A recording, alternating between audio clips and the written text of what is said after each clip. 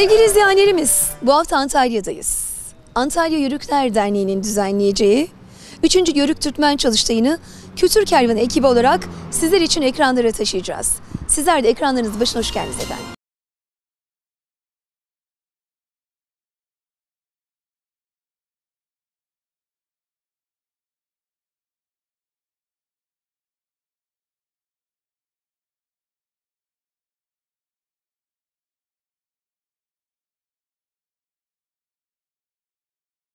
Bütün renkleriyle devam ederken aslında gezecek, görecek yerimiz de var değerli izleyenlerimiz. Mustafa Gümüş hocamız yanımızda, birbirinden güzel kareleri çekmişler. Bizim gönlümüzü hoş eylemişler. Hocam nasıl güzel bunlar. Teşekkür ederim, sağ olun. Ne zamandır çekiyorsunuz? 2013'ten bu yana çekmeye devam ediyorum yörüklere. Özellikle konu olarak yörükler, fotoğraf çekiyorum ama bundan aldığım keyfi başka bir fotoğrafta almıyorum. Bu özelliğinizi ne zaman fark ettiniz? Ne zaman? Fotoğraf zaten hep bende var olan bir şeydi ilkokul çağından beri ama tabii 30'lu yaşlara doğru başladık fotoğraf ama yörüklik zaten var. Çocukluğumdan gelme bir şey olduğu için o tarafa yöneldik. Ben Mersin Günlerliyim. Köyümüzde zaten özellikle Sarıkeçilerin göç yolu üzerinde. Çocukluğumuzda da hep gördük deve kervanlarını falan ama son zamanlarda azaldı. Yani göremez bile olduk bazı yerlere. Dedim ki en azından bunları bir kayıt altına alalım. Geleceğe bir iz bırakalım şeyinde. 2013'ten bu yana takip ediyorum. Ve bunu sergiye dönüştürmeye karar verdik ve sayısını şu an net hatırlamıyorum ama 8. 9. sergi oldu sanırsam. İstanbul Beyoğlu'nda açtık. Ankara Vakıfbank'ta açtık. Antalya'da açtık. Bugün burada açtık. Kısmetse Nisan'dan Makedonya yurt dışında yapmaya başladık. O şekilde devam etmeye çalışıyoruz. Büyüdünüz, gittiniz. Evet. Yani. Mesela bir fotoğrafın böyle bir anısını bizimle paylaşabilir misiniz? Şöyle yaklaşsak. Tabii fark etmez. Mesela şu fotoğraf diyebiliriz. Şöyle geçeyim ben. Bu Karaman tarafı, Ermenen Barcın Yaylası. Yörük Pazar diye de geçiyor burası. Bu bir bayram dönüşü işte günlerden. Oradan gitmeye karar verdim. Hem oraları görmüş olurum diye. Ama daha bahardı. Bazı yerler yaşlıydı. Ve çok zirve bir yerdeymiş. Gideceğimiz yerde normalde 300-500 koyun diyorlardı ama gittiğimizde bunlar çadırın yanında kalan koyunlarmış. Öbür koyunlar çok uzak bir yere gittiği için. Evet. Bu amca da sağ olsun orada yola denk gelmişti. Bana yardımcı olmak adına rehberlik etti falan. O gün gezdik. Bundan sonra bir ailenin yanına vardık, keçisi olan falan ve insanlar hep sıcak, hep şey. Ben hala uzak ama tekrar bir gitmeyi düşünüyorum buraya çünkü mest ediyorlar seni. Her yönüyle mest ediyor. Doğası mest ediyor, insanları mest ediyor. Hayvanlar bile seni mest ediyor yani öyle bir şey var. Onların hepsinin gönlü güzel, yüreği güzel değil mi? Aynen gönlü güzel yüreğine. Ya şey bile yani sözüm ona ya bir peynir alayım diyorsun. Satmak istemiyorlar. Azık hazırlarlar, çıkın yaparlar, İşte sizlere verirler değil mi? Yani bu da biz rahat edemiyoruz bu sefer. Ne yapabiliyoruz? Çocuğu varsa onlara işte harçlık babında 5'er onlara veriyoruz. O şekilde helalleşiyoruz. Çünkü kabul etmiyorlar yani öyle bir şeyler var. Ve benim için de bir terapi oluyor yani. Çünkü iş stresi, şey stresi, turizmle uğraşıyorum bir de ben. İster istemez stres oluyor. Bir gün bile gitsem beyni sıfırlayıp geliyoruz.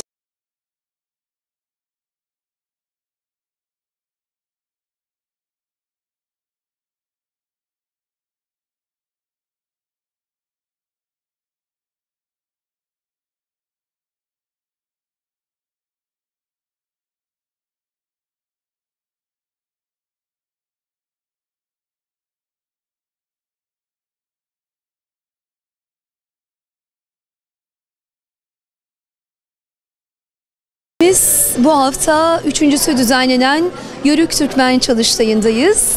Çalıştayımız devam ederken aramıza Antalya AK Parti Milletvekili İbrahim Aydın katıldı. Yakalamışken biz de bugünün değerlendirmesini yapmak istiyoruz efendim. Hoş geldiniz Sayın Vekilim. Çok teşekkür ediyorum. Öncelikle Kültür Kervanı programını izleyenleri sevgiyle, saygıyla selamlıyorum. Bugün gerçekten çok güzel bir gün. Burada bir 5 yıldızlı otelde Antalya Yörük Türkmen Çalıştayı yapılıyor burada. 3.'sü yapılıyor. Öncelikle tüm katkıda bulunan herkese ayrı ayrı teşekkür ediyorum. Buraya katılanlara ayrı ayrı teşekkür ediyorum. Bu organizasyona sponsor olanlara teşekkür ediyorum. Gerçekten çok güzel bir çalıştay oluyor. Ben de yoğun bir programım vardı ama tabii bir yörük birisi olarak, işte keçi gütmüş birisi olarak, milletvekili olarak mutlaka bu programda olmam lazım dedim. ve geldim burada katıldım. Çok güzel hocalarımız sunumlar yaptılar. Onları izledim. Şimdi sizin aracılığınızla seyircilerinizle bir selamlayalım dedik.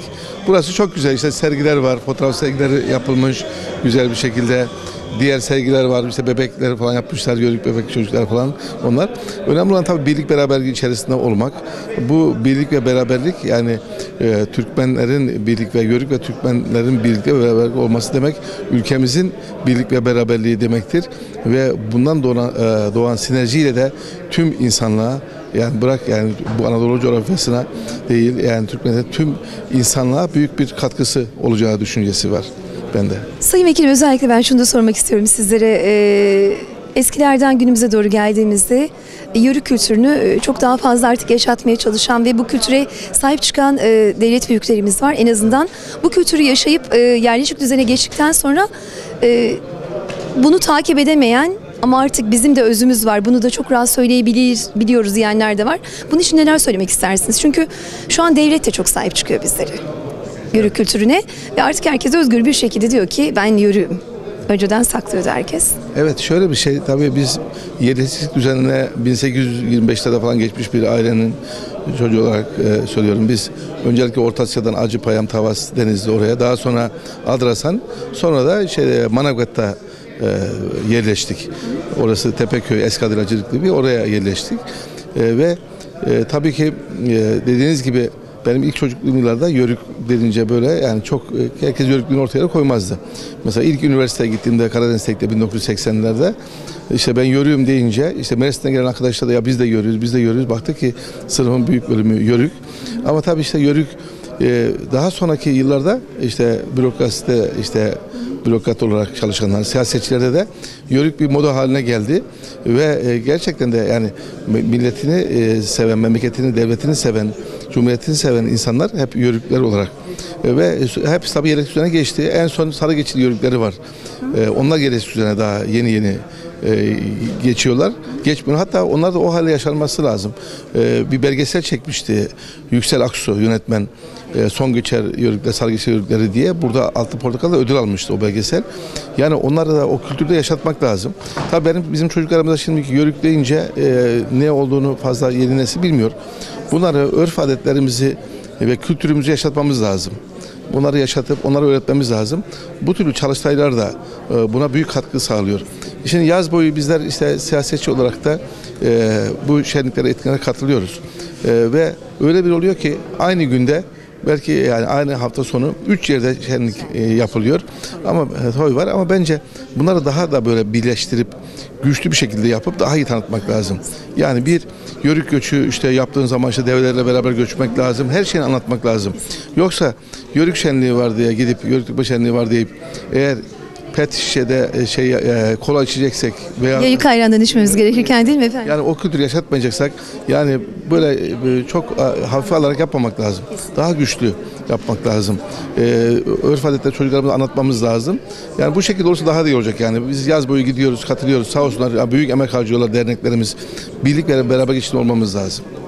Bizler çok teşekkür ediyoruz. Birlik ve beraberliğimiz daim olsun diyoruz Sayın Vekilim. Evet. Katkılarınızdan dolayı da çok teşekkür ediyoruz sizlere. Biz işte açıkçası elimizden ne geliyorsa bir yörük milletvekili olarak daha önce işte bizde herkes öyle bilir. Ben orman mühendisiyim. Uzun yıllar işte orman şefliği müdürlüğü, bölge müdürlüğü yaptım. İşte Muğla'da, İzmir'de. Orada da hep beraber olduk. Yani biz adım İbrahim Aydın denince işte hem keçi gütmüş, hem ormancılık yapmış, hem de siyaset yapan bir kişi olarak bilirler. Elimizden ne geliyorsa her zaman emirlerindeyiz. Ne yapabileceksek hep yapmaya da, destek vermeye de hazırız. İlk konuşmacımız Sayın Profesör Doktor İhsan Bulut, Akdeniz Üniversitesi Fen Edebiyat Fakültesi Coğrafya Bölümünden yüksek lisans öğrencisi Fevzi Ak'la birlikte. Fevzi Ak benim yakından tanıdığım bir kardeşimizdir. Kendisi Karakoyunludur. Biliyorsunuz yörükler bütün ürünlerini kendi üretir. Yiyeceğinden yiyeceğine kadar hepsini kendi üretir ve hangi ürünün nasıl şekilde uzun süre dayanacağına da kendisi tecrübelerle bazı yöntemler gelişmiştir. Fevzat bunun üzerinde de konuşacak. Bizim kendi aramızda Karakoyunlu Yörükler arasında deli tort dediğimiz Dolaz hakkında bilgiler verecektir. Buyurun Sayın Hocam, Profesör Doktor İhsan Bulut. Bu oturumlardan birisinin gönül isterdi ki karma oturum değil de coğrafya oturumu, kültür coğrafyası oturumu ya da halk kültürü coğrafyası oturumu olmasıydı. Ne yazık ki Antalya'mızda Akdeniz Üniversitesi'nde 2015 senesine kadar bir coğrafya bölümü bulunmuyordu. 2015 senesinde yeni bir bölüm kurduk. Çalışmalarımıza başladık. Bölüm kurarken hevesimiz, amacımız Antalya'da turizm coğrafyası yaparız şeklindeydi. Ama Antalya'yı gördükten, tanıdıktan sonra turizmin çok önemli olduğunu ama Antalya'nın turizmden daha önemli kadim bir kültürün merkezi olduğu, kıyıları kadar dağlarının da, şehri kadar beldelerinin, köylerinin de önemli olduğunu anladık. Hemen yüksek lisans, doktora çalışmalarımıza başladığımızda Yörük çocuklarıyla tanıştık. Ne çalışacağınız dediğimizde, sorduğumuzda birçoğu kendi kültürleriyle ilgili yayla çalışacağız hocam dediler. Ne iş yaparsın dedik. Çobanım hocam dedi. Bir öğrencim çobanlığını bahane ederek kayıt dondurdu. Şimdi polis okulundan mezun oldu ve göreve başladı. Evet, biz buradan şunu anladık ki coğrafyacıların özellikle Yörükler üzerine çalışmasının ne kadar eksik ve yetersiz olduğunu görüyoruz. Biz de kendimize çeki düzen vereceğiz. Bundan sonra Yörük araştırmalarında Yörük kültürüyle, Yörük mutfağıyla, Yörük yerleşmeleriyle, Yörük göçleriyle, Yörük yaylalarıyla ilgili çalışmalara daha büyük hız, daha büyük önem göstereceğiz. Bölümlerimizde kültür coğrafyası diye bir ders müfredata 2000'li yıllarda eklendi.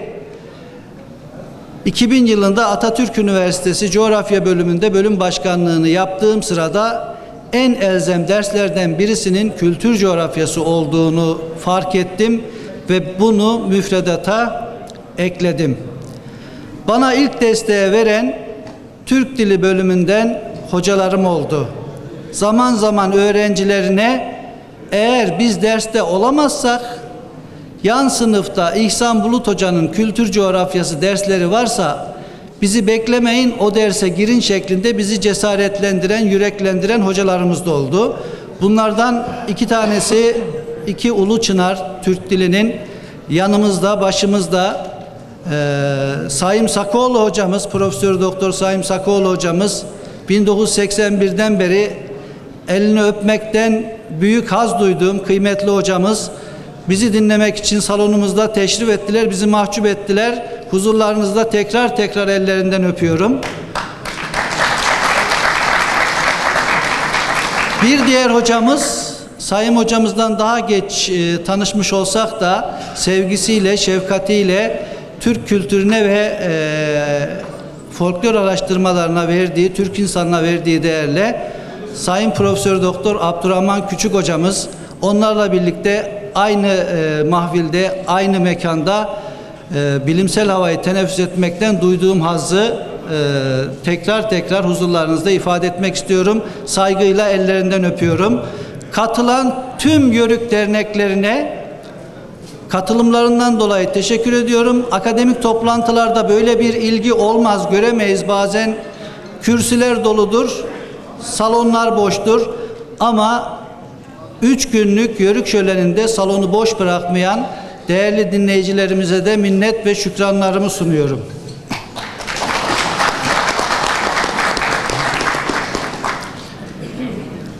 Türkiye coğrafyasını anlamak, anlatmak zordur. Türkiye coğrafyası kitaptan öğrenilmez. ezberden yazılmaz, anlaşılmaz. Çünkü Türkiye coğrafyasının bir yerinde ova vardır, ucunda binlerce metre yüksekliğinde dağlar vardır. Her metrede coğrafya değişir. Bir dağın iki yamacında kültür çok büyük değişiklikler gösterir. Güneyi farklıdır, eteği farklıdır, doruğu farklıdır. Bu farklılıklar bizim zenginliğimizdir. Ayrıştırma unsuru olarak kullanılmamalıdır. Ben sözlerimi daha fazla uzatmayacağım. Halk kültürü, halk kültürünün coğrafyası anlamında halkın meydana getirdiği bütün somut ve somut olmayan maddi, manevi dediğimiz kültür unsurlarından birisinin de mutfak olduğu, Türk mutfağı olduğu, bunlar içerisinde Yörük mutfağının da çok özel olduğu, işte yüzlerce asırdır buzdolabının olmadığı, elektriğin olmadığı, soğutma sistemlerinin olmadığı dönemlerde hazırlanan gıdaların öyle bir dikkatle, özenle hazırlanması gerekiyor ki günlerce, haftalarca, aylarca korunması gerekiyor. Mühendis diploması olmayan ustaların yapmış olduğu evler bugün dimdik ayakta duruyor. Antalya'mızın kale içi tarihsel konutları gibi. Mühendis diploması olmayan Safranbolu evlerinin ustaları gibi, mimarları demiyorum, ustaları gibi. Gıda mühendisi sertifikası ya da diploması olmayan Yörük analarımızın, Yörük bacılarımızın yapmış olduğu gıdaların yaylaların sıcağında bozulmadan, ovaların sıcağında bozulmadan kullanılabilir olmasını sağlamak için sarf ettikleri çaba bugün bilim adamlarının araştırma konuları ve henüz sırlarına, gerçeklerine eremediği hususlar. Bunlar hızlı bir şekilde kültürümüzden birer birer kayboluyor, yok oluyor. Kültürel erozyon yaşadığımız en önemli sorunlardan birisi. Babasının söylediği türküyü bilmeyen evlatlar, dedesinin anlattığı hikayeleri, masalları bilmeyen torunlarla milli birliğimizi ve beraberliğimizi korumamız mümkün olmadığı gibi annesinin ördüğü işlengeyi, annesinin dokuduğu giysiyi, kıyafeti hazırlamayan gençlerle de geleceğe kültürümüzü aktarmamız, yansıtmamız, taşımamız mümkün olmayacaktır diyerek ben sözü sevgili öğrencim Sayın Fevzi Ak'a bırakıyorum. Yörüklerin dayanıklı ve güvenilir gıda örneklerinden biri olan dolazı, yüzlerce gıda örneklerinden birisini kısaca sizlerle paylaşmasını istiyorum. Saygılar sunuyorum.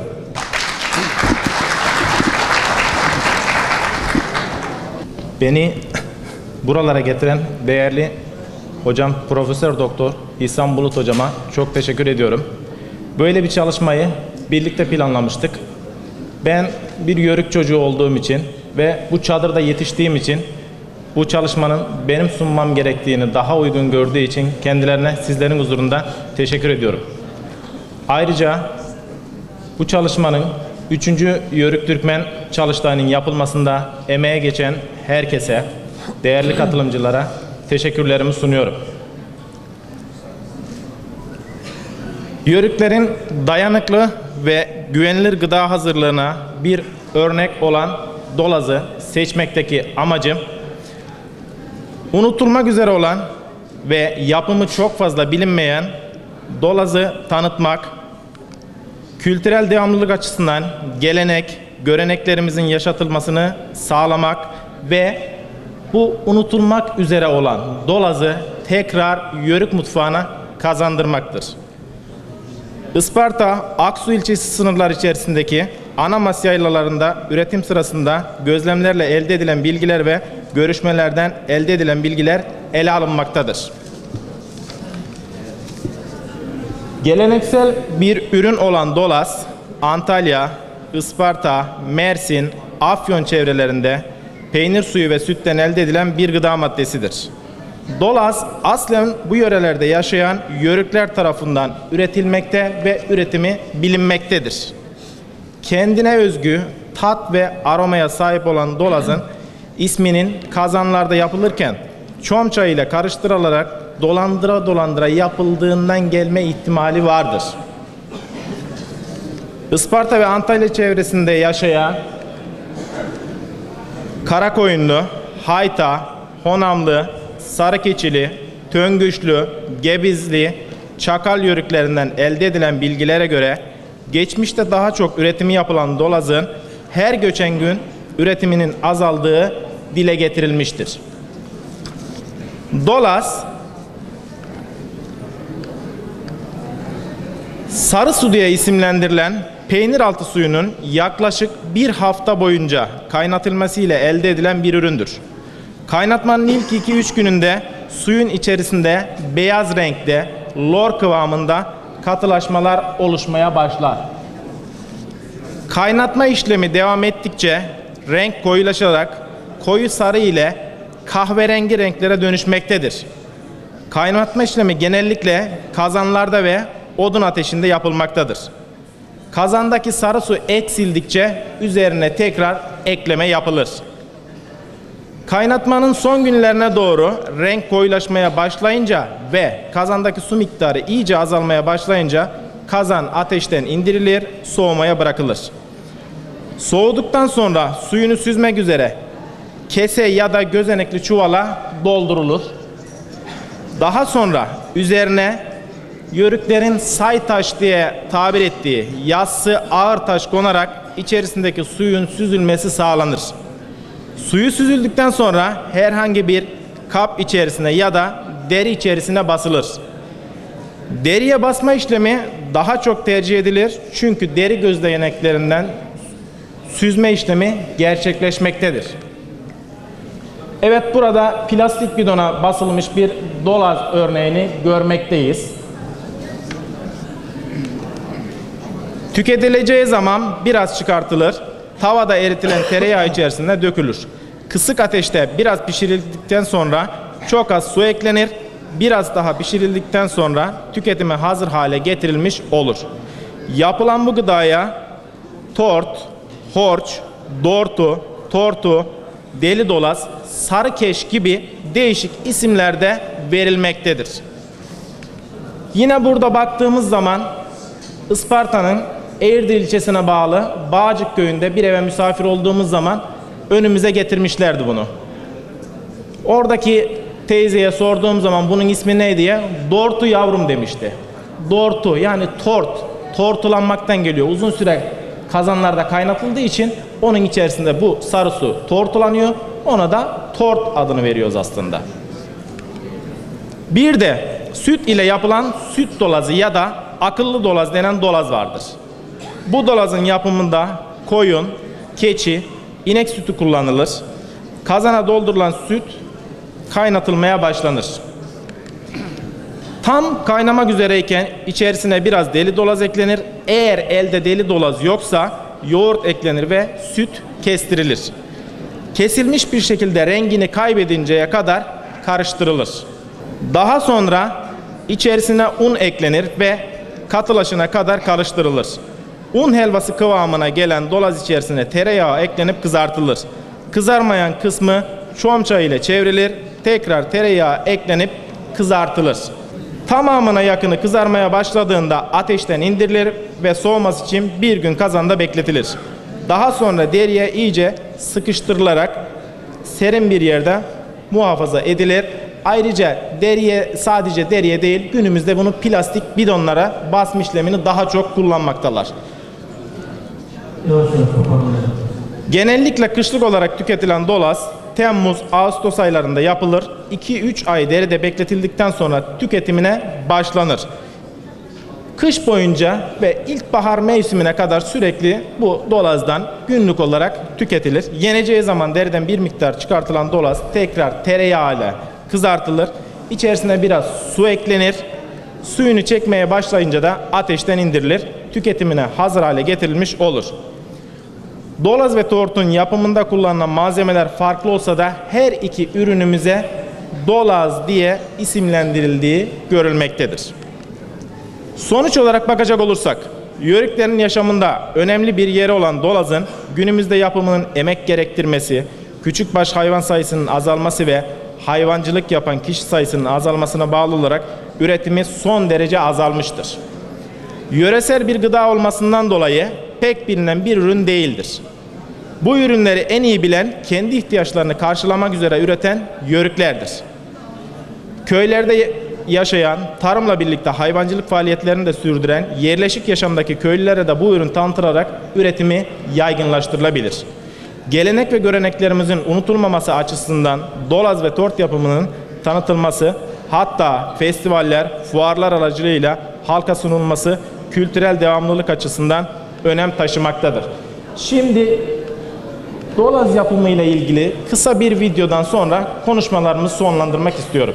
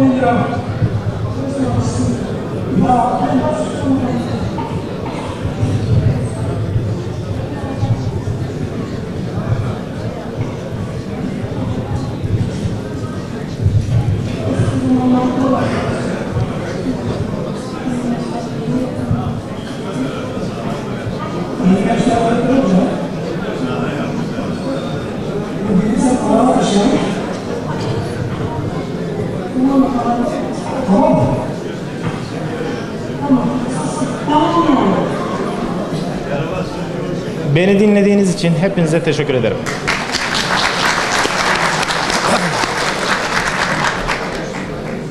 Ben bu değerli negosyasyonu için Sayın Profesör Doktor İstanbul ve öğrencisi Fevzat'a teşekkür ederim. Efendim, aramızda Antalya Milletvekili Sayın İbrahim Aydın Beyler bulunmaktadır ve ayrıca bu çalışmayı lokomotifi Murat Paşa Belediye Başkanı Ümit Üsal Beyler bulunmaktadırlar. Hoş geldiniz.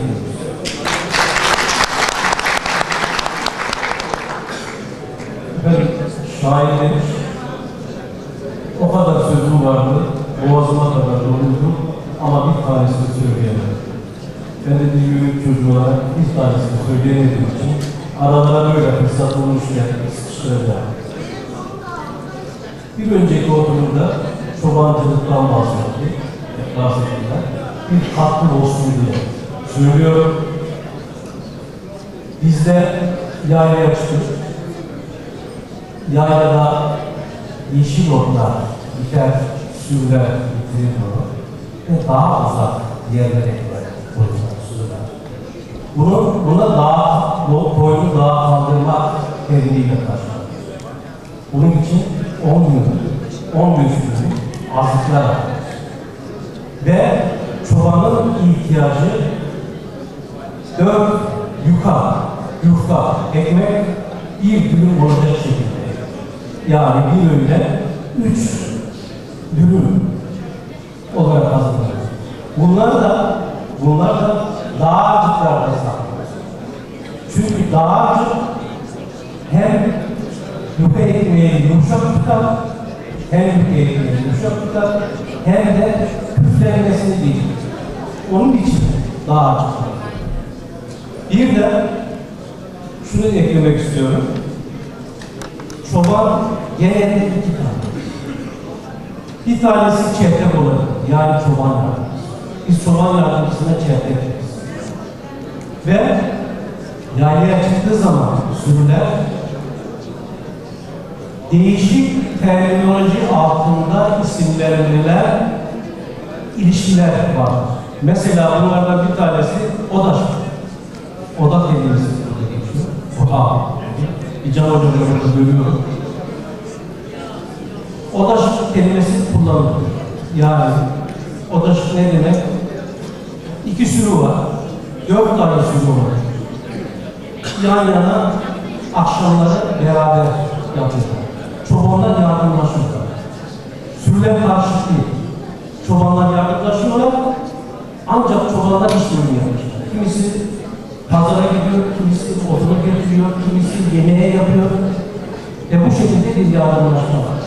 Bir de bağdaşlık. Bağdaşlıkta 2 sürü birbirine takılıyor. Senin sürüne, benim sürü birbirine takılıyor. Ve bir akşam icabında sen gidiyorsun, bir akşam ben gidiyorum. Böyle döngüsel bir şekilde işleyip devam ediyor. Bir de katışık. Katışık ne demek? Yaylaya çıkıyorsun, sürüler, kuzular var. Kuzular anasını emmesin diye senin kuzunu, komşunun koynuna takıyorum. Benim kuzumu da yani senin kuzunu da benim koynuna değiştiriyoruz. Bu şekilde yani şunu söylemeye çalışıyorum. Dünyanın her yerinde hayvancılık var. Rusya'da var, Meksika'da var, Amerika'da var. Ama hiçbir tanesi bir kültür ortamı yaratmış, bir kültür dairesi yaratmış. Ve bu kültür öyle bir kültür ki kendi terminolojisini yaratmış. Kendi terminolojisini yaratmış.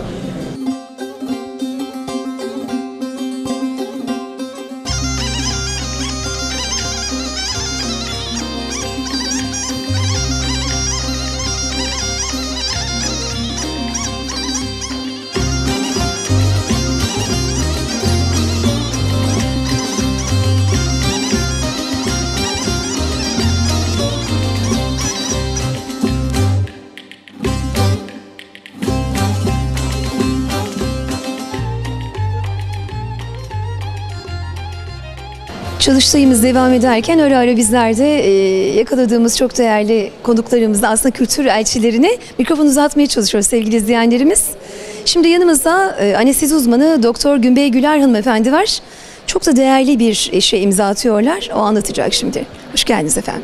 Çok teşekkür ediyorum. Hoş bulduk. Nasılsınız? Teşekkürler. Siz hoş geldiniz. Ben Antalya'da yaşıyorum. Hoş bulduk efendim. Hem doktor olarak çalışıyorum hem de sanatla yakından ilgiliyim. Resim... Ödüllü bir sanatçısınız aynı zamanda değil mi efendim? Evet. Resim yapıyorum çocukluğumdan beri. Ciddi olarak bu işle uğraşıyorum.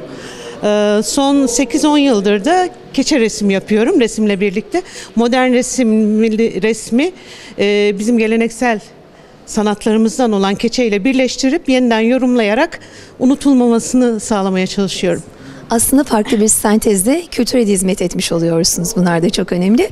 Şimdi keçeyi biliriz, duyarız ama keçe nasıl yapılır önce onu bize anlatır mısınız hocam? Keçe söylediğim gibi kültürümüzde çok eskiden beri var olan bir değer. Evlerimizde çobanlarımızın kullandığı kepenekler evlerimizde serecek olarak kullanılmıştır. Çok önceden beri ve keçe ilk dokuma sanatındandır ve dikiş olmadan hani bir tezgah olmadan yünün değişik su, sabun ve dövme işleminden geçtikten sonra bir işlemden geçtikten sonra oluşmasından meydana gelir. Kök boyaları soracağım. Hep kök boya deriz ama bu kök boyaların temini nasıl olur? Gerçek kök boya nedir? Bunu işte yalancı kök boyadan nasıl ayırt ederiz? Bu da çok önemlidir çünkü keçe kök boyalarla yapılıyor baskıları değil mi efendim?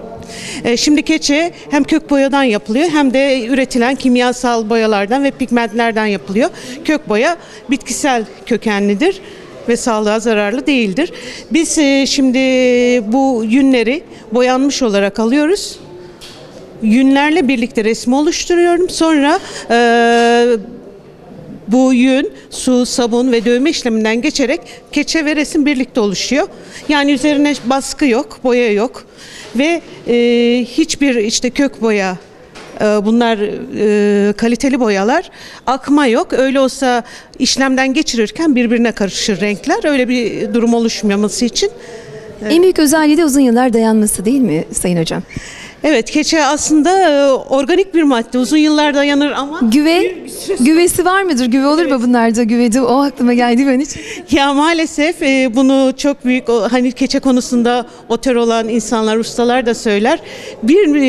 Uzun yıllardan sonra güve oluşabiliyor ama açık havada tutup serersek, kullanırsak bu güve oluşumunu engelliyoruz. Organik madde organik olduğu için aynı zamanda keçe sağlığa da zararlı. Son yıllarda dünyada zaten doğal ürünlere karşı bir eğilim var.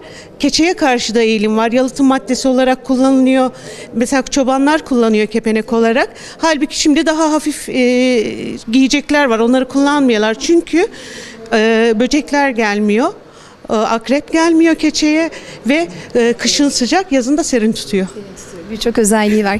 Şu resmi bize anlatır mısınız efendim? Bu benim bizim Türk kültürümüzde özellikle Mardin yöresinde ve Mersin Tarsus yöresinde mitolojik olarak anlatılan bir hikayeden esinlenerek yaptığım Şahmeran. Beni etkilemiştir hikayesi. Yarı kadın, yarı yılan ve ben tıp doktoru olduğum için tıpta da biliyorsunuz yılan şifa. Evet, sembolüdür. Şahmeran'ın da aslında hikayesinde o şifa yönü de vardır. O yüzden bunu resmettiniz. Evet, ilk yaptığım keçelerden birisidir. Bir Şahmeran'ımda Yalvaç'ta yapıyorum ben bu keçeleri, Isparta'nın ilçesi. Orada Keçe Müzesi'nde bir Şahmeran'ım da oradadır.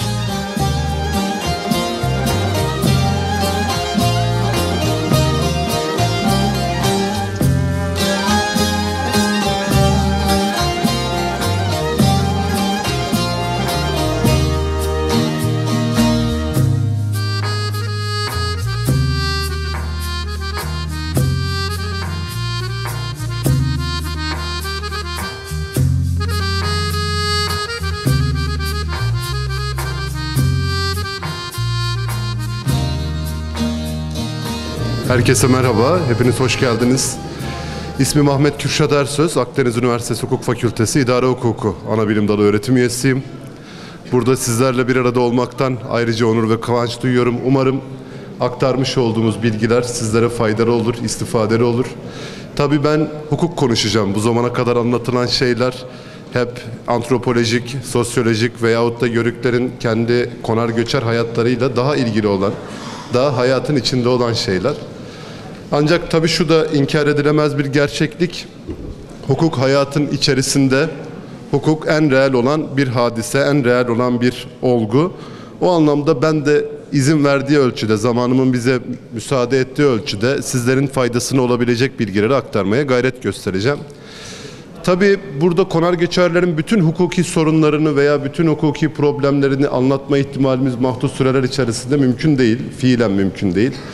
Ancak ben kısaca en azından başta köy kanunu olmak üzere, daha sonra mera kanunu, orman kanunu gibi uygulamanın içerisinde olan ve konar göçer yurttaşlarımızın karşılaşmış olduğu birçok hukuki sorun var. Ben kısaca bunlardan bilgiler vermeye gayret göstereceğim ama benim istirhamım şu özellikle sorular olursa detaylı bir şekilde ben bu sorulara cevap vermek isterim ve sunumumuzun da daha ziyade soru cevap ağırlıklı olmasını temenni ediyorum, istirham ediyorum bu anlamda ve sabrınız için şimdiden teşekkür ediyorum.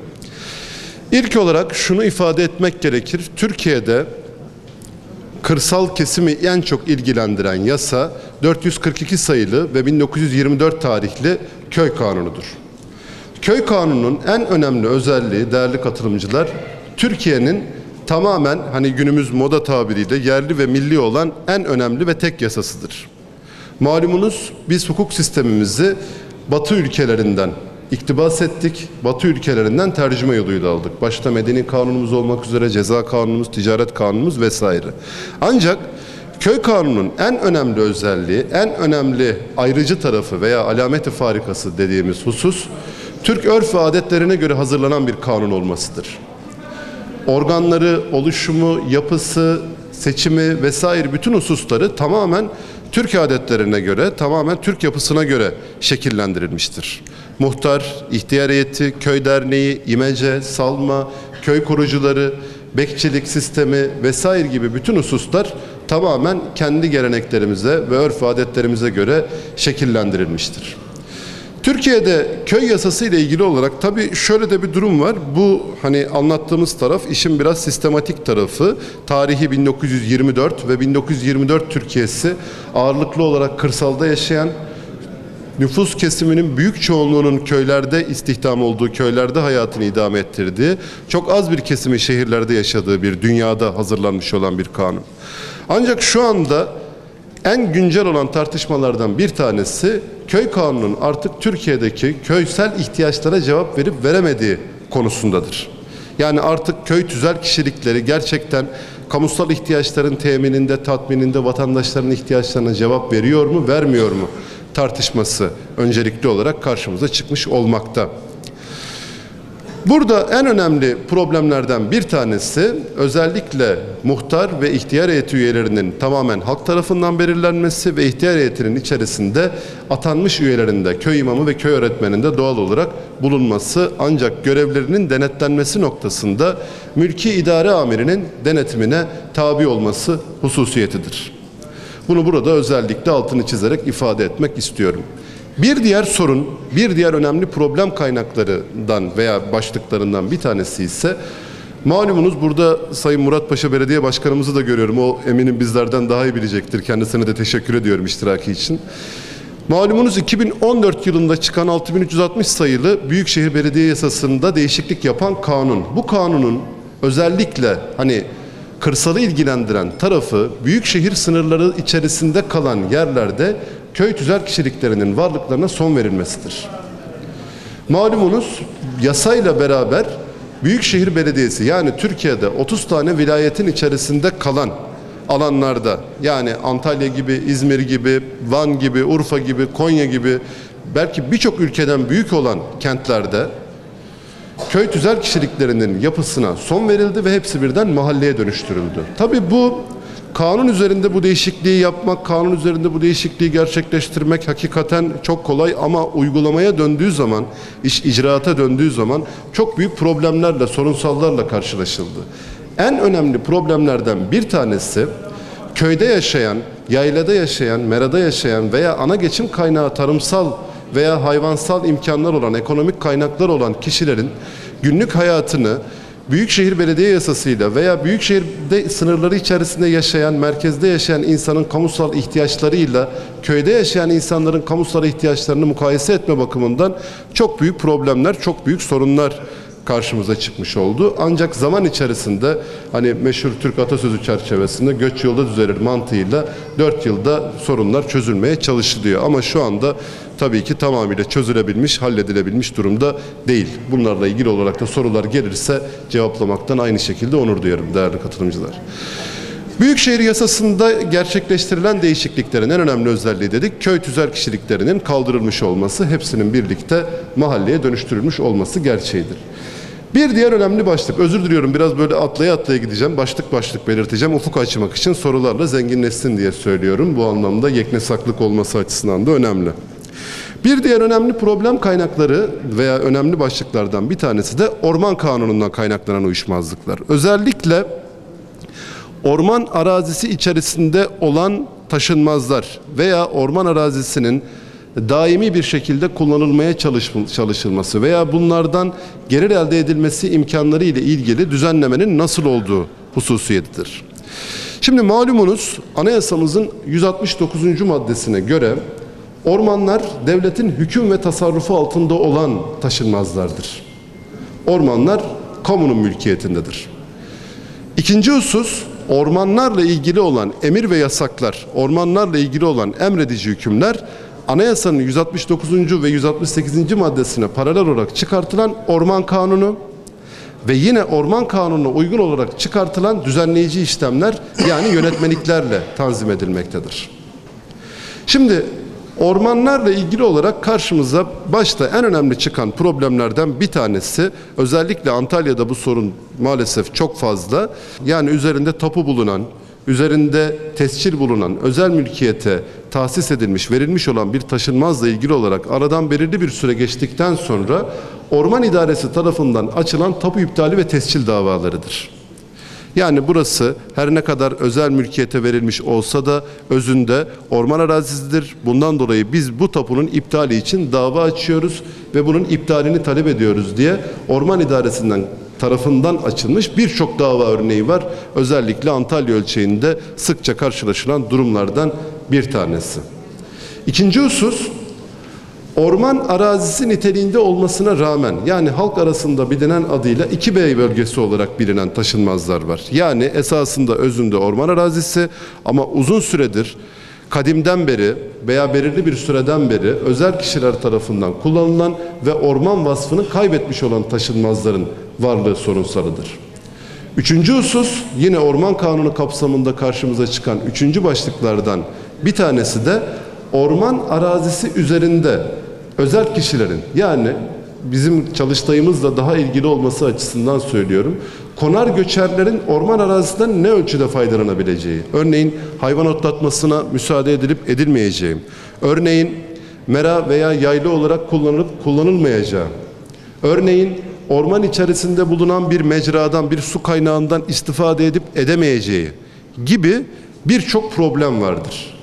Ve Orman Kanunu'nda bu konuda detaylı düzenlemeler yapılmıştır ve ayrıntıları da yönetmeliklerle ayrıntılı bir şekilde tarif edilmiştir, ifade edilmiştir diye söyleyebiliyoruz. Bir diğer önemli başlık Mera Kanunu ile ilgili olan problemdir. Aynı bağlamda özellikle meralarla ilgili olarak gerçekleştirilen sorunsallar var. Bu da Mera Kanunu ve uygulama yönetmeliği şeklinde gerçekleştirilmiştir. Ve son olarak şu hususu da ifade edeyim. Yine konumuzla aslında en çok bu, hani teknik olarak en çok bu husus ilgilidir diye düşünüyorum. İskan Kanunu'nun geçici 7. maddesi çerçevesinde gerçekleştirilen konar göçerlerin yerleşik hayata geçirilmesine ilişkin kanun düzenlemesidir. Malumunuz İskan Kanunu'nun geçici 7. maddesiyle beraber kanunda açıkça ifade edilen sarı keçili yörüklerinin konar göçer hayattan talep etmeleri halinde ve belirli şartları taşımaları halinde yerleşik hayata geçmesi durumunda ne gibi düzenlemelerin yapılabileceği, arazi tahsislerinin ne ölçüde yapılabileceği, bununla ilgili olarak usul ve esasların nasıl düzenleneceği hususudur. Ki bu konuda yine basına yansıyan en önemli olaylardan ve en önemli kararlardan bir tanesi, en güncellerinden biri daha doğrusu, yaklaşık bir ay önce kararı çıktı diye hatırlıyorum. Sarıkeçili yörüklerinin Karaman ilinin Kisecik köyüne yerleştirilmesine, iskanına ilişkin olarak alınan İl Genel Meclisi kararı var. Karaman İl Özel İdaresi'nin aldığı karar var ve o karar Konya İdare Mahkemesi tarafından iptal edilmiş durumdadır. Hani bu da önemli tartışma konularından bir tanesi olarak karşımıza çıkmış olmaktadır. Genel anlatacaklarım bu şekilde. Bana bırakırsanız ben burada akşama kadar da konuşurum o anlamda. Ama soru cevaplarla zenginleşirse daha çok memnun olurum. Ben sabrınız için teşekkür ediyorum. Hepinize saygıyla, sevgiyle selamlıyorum. Çok sağ olun. Evet.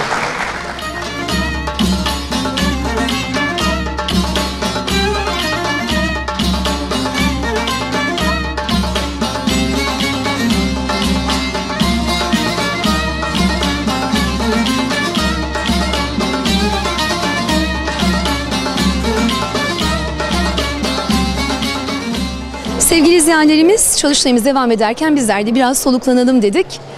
Aslında çok kıymetli, Yörüklerin ağası, beyi, abisi, babası var yanımızda. Kanal 15'in Genel Başkanı Sayın Mehmet Cadıl yanımızda. Hoş geldiniz. Bulduk efendim. Nasılsınız? Çok iyiyim Allah'a şükür. Seni de böyle fıkır fıkır iyi gördüm. Daha mutlu oldum. Şimdi Mehmet babacığım, gözleriniz gülüyor. İnanın böyle gözleriniz içi gülüyor. Yapmış olduğunuz şeyleri biz böyle saysak, söylesek sığdıramayız defterlere. Çünkü koca bir yüreğiniz var sizin. Öğrencilerden, eğitimden, işçilerinizden, özellikle Yörük kültürüne vermiş olduğunuz bu emekten dolayı biz de Kültür Kervanı adına, özellikle Kanal 15'te de yayınlanıyor programımız. Biz çok teşekkür ediyoruz size. Biz de bizi buraya ekrana getirdiğiniz için biz de teşekkür ediyoruz. Tabii benim en son yaptığım, mesela bütün işçilerden söz alınırken ben 20 tane işçimi bu sene Ümre'ye gönderdim.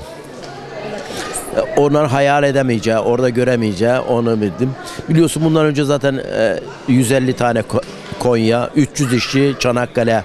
Bugün Çanakkale'deki şehitliğimizi görsün, duygulansın, dün geçmişine gelen geleceğine sahip çıksın. Yörüklüğe de onun için sahip çıktım. Ben aslında çocukluk yöründe benim babama Yörüksüllü derler. Ben Yörüksüllü'nün oğluyum. Ama Yörüklüğü gördüğü zaman benim okul yıllarımda baktığım zaman Yörüklük dediği zaman hakikaten o günkü şehirli çocukları Yörükleri aşağılayan, belki tabi bilerek bilmerek bizi kırdıklarına inanıyorum. Tabi benim içimde bir uhde oldu. Bir gün Allah bu imkanları sahip çıktığı zaman ilk önce Yörüklüğe sahip çıktım.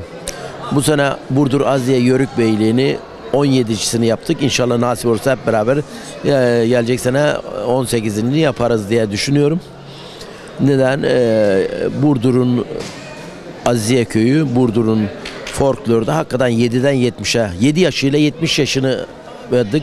100 kişiyi aynı figürü, aynı şeyi oynayan bir köye, Sarıgeçili Yörüklerine ait bir yerdir. Tabii orada nedir? İnsanın yarım elma gönül alma. Mesela Hasan Kozak abimiz var. Onun yanında Çanakkale şiirini söyleyen Havan ablamız var. Tabii Havana Kozak beni işte yaylada şu kadar bir sade yağ gırım. Beni onu yedirdi mi bu bazlamayla işte Aziye Dağı'nın arkama yüklüyor. Ben de götürmeye çalışıyorum. Gönlünüz kocaman olunca o gönüle aslında her şeyi sığdırıyorsunuz. Değil mi? Tabii ben bunu neden oluyor? Hakikaten bu gönül kocamanlığını mesela eşim Fatma Çadıl var burada. Oğlum Muammer bakacak, damatlarım Kadir bakacak, Süleyman Aksoy.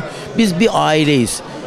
Ben ön planda olan benim ama onlar benim arkamda bir nefer. Hani birlikten kuvvet doğar hadisesini iyi yaşa diyoruz. Yörük Camiası'na bu gördüğün Çağatay'da bu şu andaki Hamdi Sarıcan'ın, Abdullah Duman'ın yaptığı şenle hakikaten bir hizmettir, gönüldür. Neden? Buradan bazı işte otelleri sahipleniyor, sanatçısı sahipleniyor, türküsü çekim mikrofonundan. Hepsi bir geçiş noktasıdır. Herkes bir rızkını tamamlayan bir faktör. Birisi onları yapacak. Ben de onlardan biriyim. Yörüklüğe hizmet eden, sanayisinde öncülük olan, okullarında öncülük olan, hastanede öncülük olan, eğitimde öncülük olan işte boyuna yaşıyoruz. Halktan aldığım parayı halka aktarırken hani denizden alır da halka verir bir hadisesi var ya, ben hakikaten onlardan biriyim. Denizden alıp dağıdan gibiyim. Ama yeri gelindiğinde paramın sahipçisi Şahin kadar güçlüyüm. Parasına sahip olmayan hakikaten şudur. Ağustos'taki yılan yörük çocuğum çok göğsüne sapsarı olur. O yılan dünyayı ben yarattım sanıdır. Bazı sanatçılarımız parayı kazanır ama paraya sahip olmazsan o Ağustos'taki yılan gibidir. Neyi kimi, neyi sokacağını bilemez.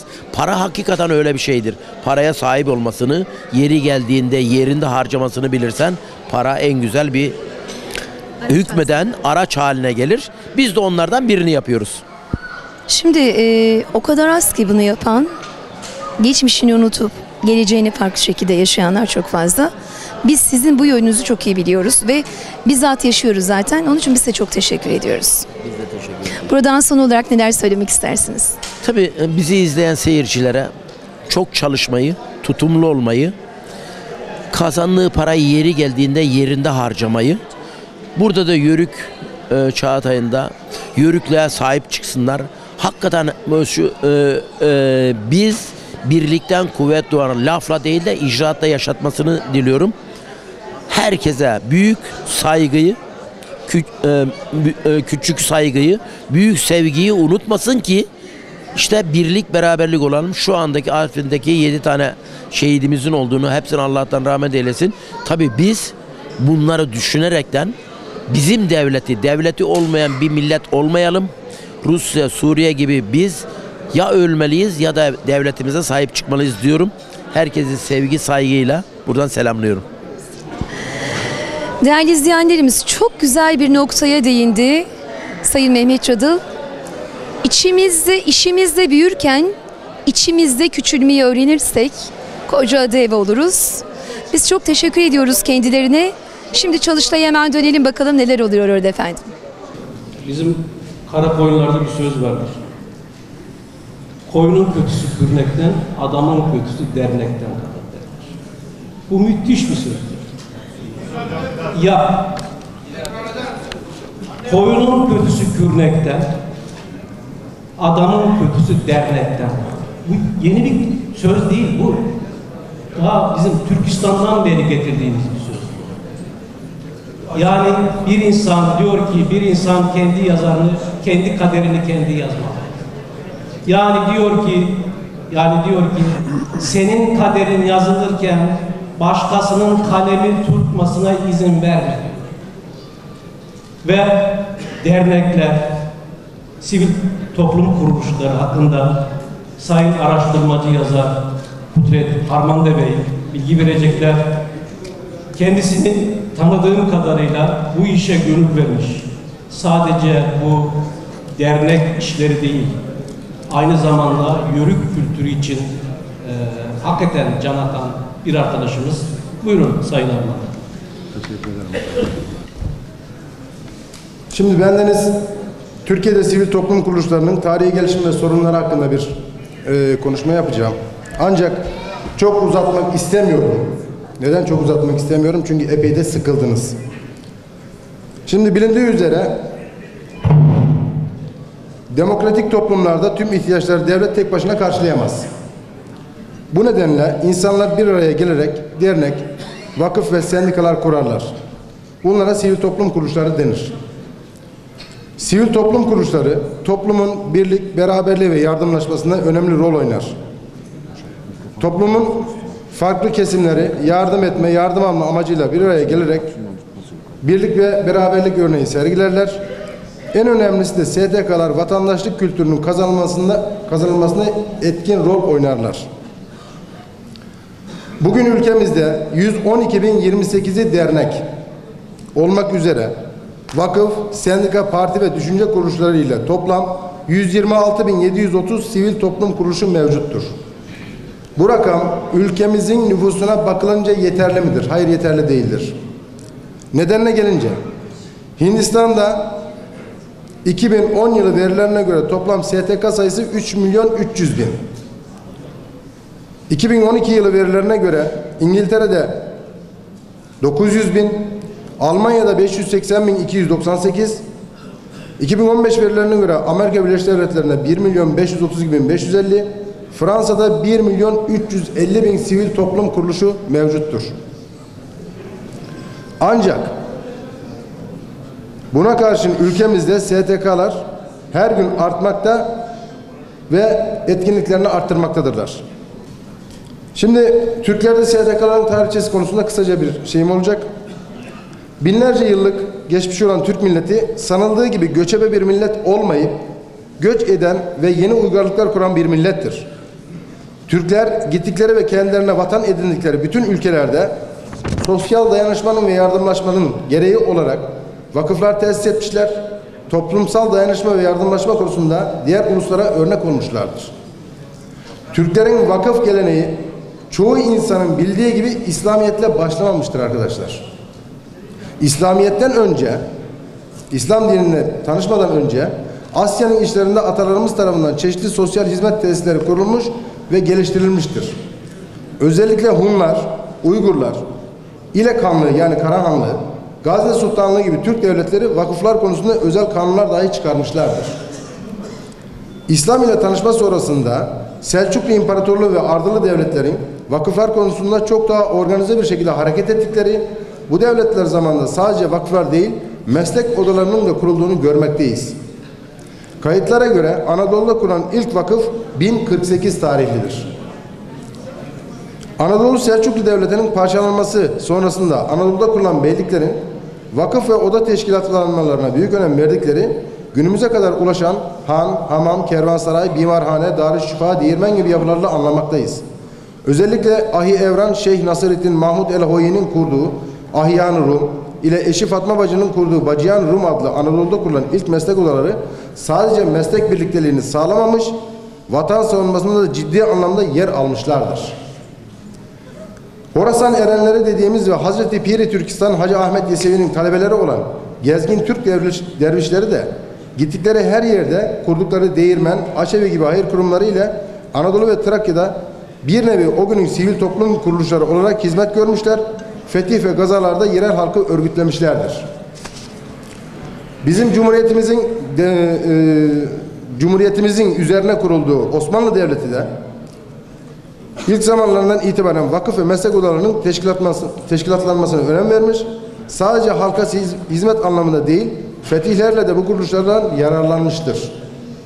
Özellikle fethedilecek yerlerde kurdurduğu vakıflar adeta Osmanlı'nın adalet ve yardımseverliğini yerli halka özümsetmiş, fetihleri kolaylaştırmıştır. Fransız ihtilali ile ortaya çıkan yeni durum Avrupa'da pek çok cemiyetin kurulmasına neden olmuş.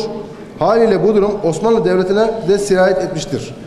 Görünende yardım, dayanışma gibi şekillerle kurulan ve kurucuları genel olarak gayrimüslim tebaadan olan ilk Osmanlı cemiyetlerinin temel amacı Osmanlı Devleti'nden bağımsızlık elde etmektir. Tamamıyla siyasi emellerle kurulan bu dernekler zamanla öyle bir hale gelmiştir ki çeşitli grupların devlete karşı isyanında karargah görevi görmüşlerdir. Bunların en bilinen ve önemlilerinden Ukrayna'da Odessa kentinde kurulmuş olmasına rağmen Atina'da kurulmuş Filmosus Cemiyeti ile birleşerek 1818'de merkezini İstanbul'a taşıyan Filike Eterya Cemiyeti 1821'de Mura Yarımadası'nda ilk Yunan isyanını başlatan ve neticede Yunanistan'ın bağımsızlığını kazanması sağlayan dernektir. Şimdi konu aslında çok uzun. Özetlemek gerekirse bizde dernekçilik ilk etapta Osmanlı'da başlamıştır ve gayrimüslim unsurlarla başlamıştır. Daha sonra gerek vatanseverlerin kurduğu dernekler ve gerekse kadınlarımızın kurduğu dernekler ve Cumhuriyet döneminde 1940 yılına kadar toplamda 858 dernek ülkemizde varlığını sürdürmüştür. Şunu özellikle belirtmek isterim. İlk Dernekler Kanunu 16 Ağustos 1909'da 353 sayılı Cemiyetler Kanunu olarak Osmanlı'da çıkartılmıştır. Bu daha sonra 1940 yılında değiştirilerek bugünkü duruma getirilmiştir. Şu anda bizim tabi olduğumuz 5253 sayılı Dernekler Yasası'dır. Ben şunu özellikle açıklamak istiyorum, artık bitirmem gerekiyor. Şu anda halihazırda ülkemizde 112.028 tane dernek var. Cumhuriyet'in kuruluşundan bu yana 175.431 dernek kanun zoruyla ya da başka nedenlerle kapatılmış ya da feshedilmiştir. Yani ölü dernek sayımız hayattaki dernekten çok daha fazla. Bunun en önemli nedeni de şudur. Dernekler kanununu dernek yöneticilerinin ya da dernek üyelerinin çok iyi bilmemesi. Bunun neticesinde, ki kanun zoruyla kapatılmaktan bahsediyorum, bunun neticesinde çok derin hatalar yapılması ve mahkeme kararıyla kapatılmasıdır. Derneklerimizde şu anda halihazırda 86.731 tüzel kişilik, 2.211.018 kadın, 8.610.904 erkek olmak üzere 10.908.603 üye bulunmaktadır. Ben şunu açıklamak istiyorum. Kamu yararına çalışan dernek nedir? Bu konu hatırlarsanız 1. ve 2. Çalıştay'da bizim özellikle sonuç bildirgesine girmiş bir olaydı.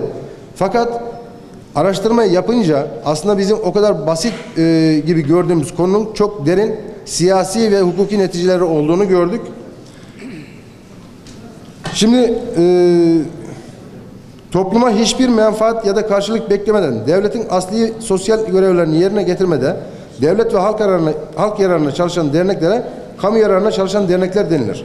Kamu yararına çalışan dernekler ilgili bakanlıkların ve Maliye Bakanlığı'nın görüşü üzerine İçişleri Bakanlığı'nın teklifi Bakanlar Kurulu kararı ile tespit edilir. Bir derneğin kamu yararına çalışan derneklerden sayılabilmesi için en az bir yıldan beri faaliyette bulunması ve derneğin amacı ve bu amacı gerçekleştirmek üzere giriştiği faaliyetlerin topluma yararlı sonuçlar verecek nitelikte ve ölçüde olması gerekmektedir. Dernekler Yönetmeliği'nin 49. maddesinde derneklerin kamu yararına çalışan derneklerden sayılabilmesi için en az bir yıldan beri faaliyette bulunması, son bir yıl içinde 2005 yılı için belirlenen tutar olan 50.000 liranın 50.000 lirayı geçen alım ve satım işlemlerinin rekabet koşullarına uygun yapılması, amacı ve gerçekleştirdiği faaliyetlerin üyelerinin dışında ve yerel veya ulusal düzeyde toplumun ihtiyaç ve sorunlarına yönelik çözümler üretecek ve toplumsal gelişmeye katkı sağlayacak nitelikte olması, yıl içinde elde ettiği gelirin en az yarısının bu amaçla harcanması, sahip olduğu mal varlığının ve yıllık gelirinin tüzüğünde belirtilen amacı gerçekleştirecek düzeyde olması gerekmektedir.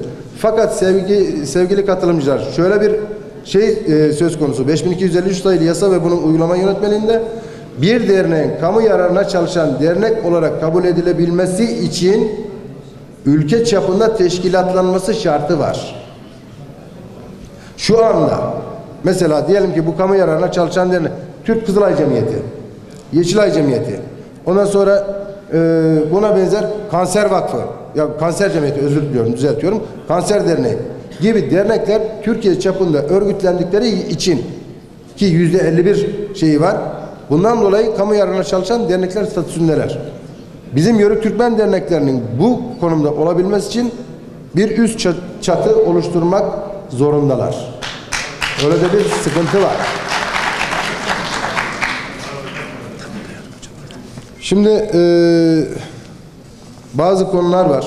Onları artık şey yapacağım. Bu bildiriyi ben şey yapacağım. Kitapta okuyacaksınız. Kusura bakmayın. Çünkü şöyle bir şey söz konusu. Bugün sorunlarımızın en başında derneklerin iktisadi teşekkürlerden dolayı vergi baskısı altında olması var. Çünkü biliyorsunuz kurduğumuz iktisadi işletmeler doğrudan doğruya kamu yararına dernek statüsünde sayılmadığımız için %20 vergiye tabi. İşte KDV stopajı gibi şeyler var. Burada benim çözüm önerim şudur.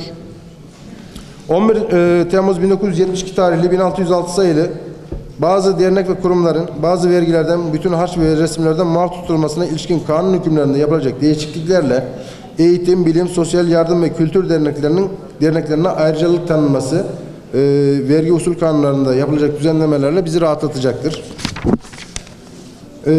Sayın Başkan kısa keselim diyor. Ben ondan dolayı şey yapıyorum.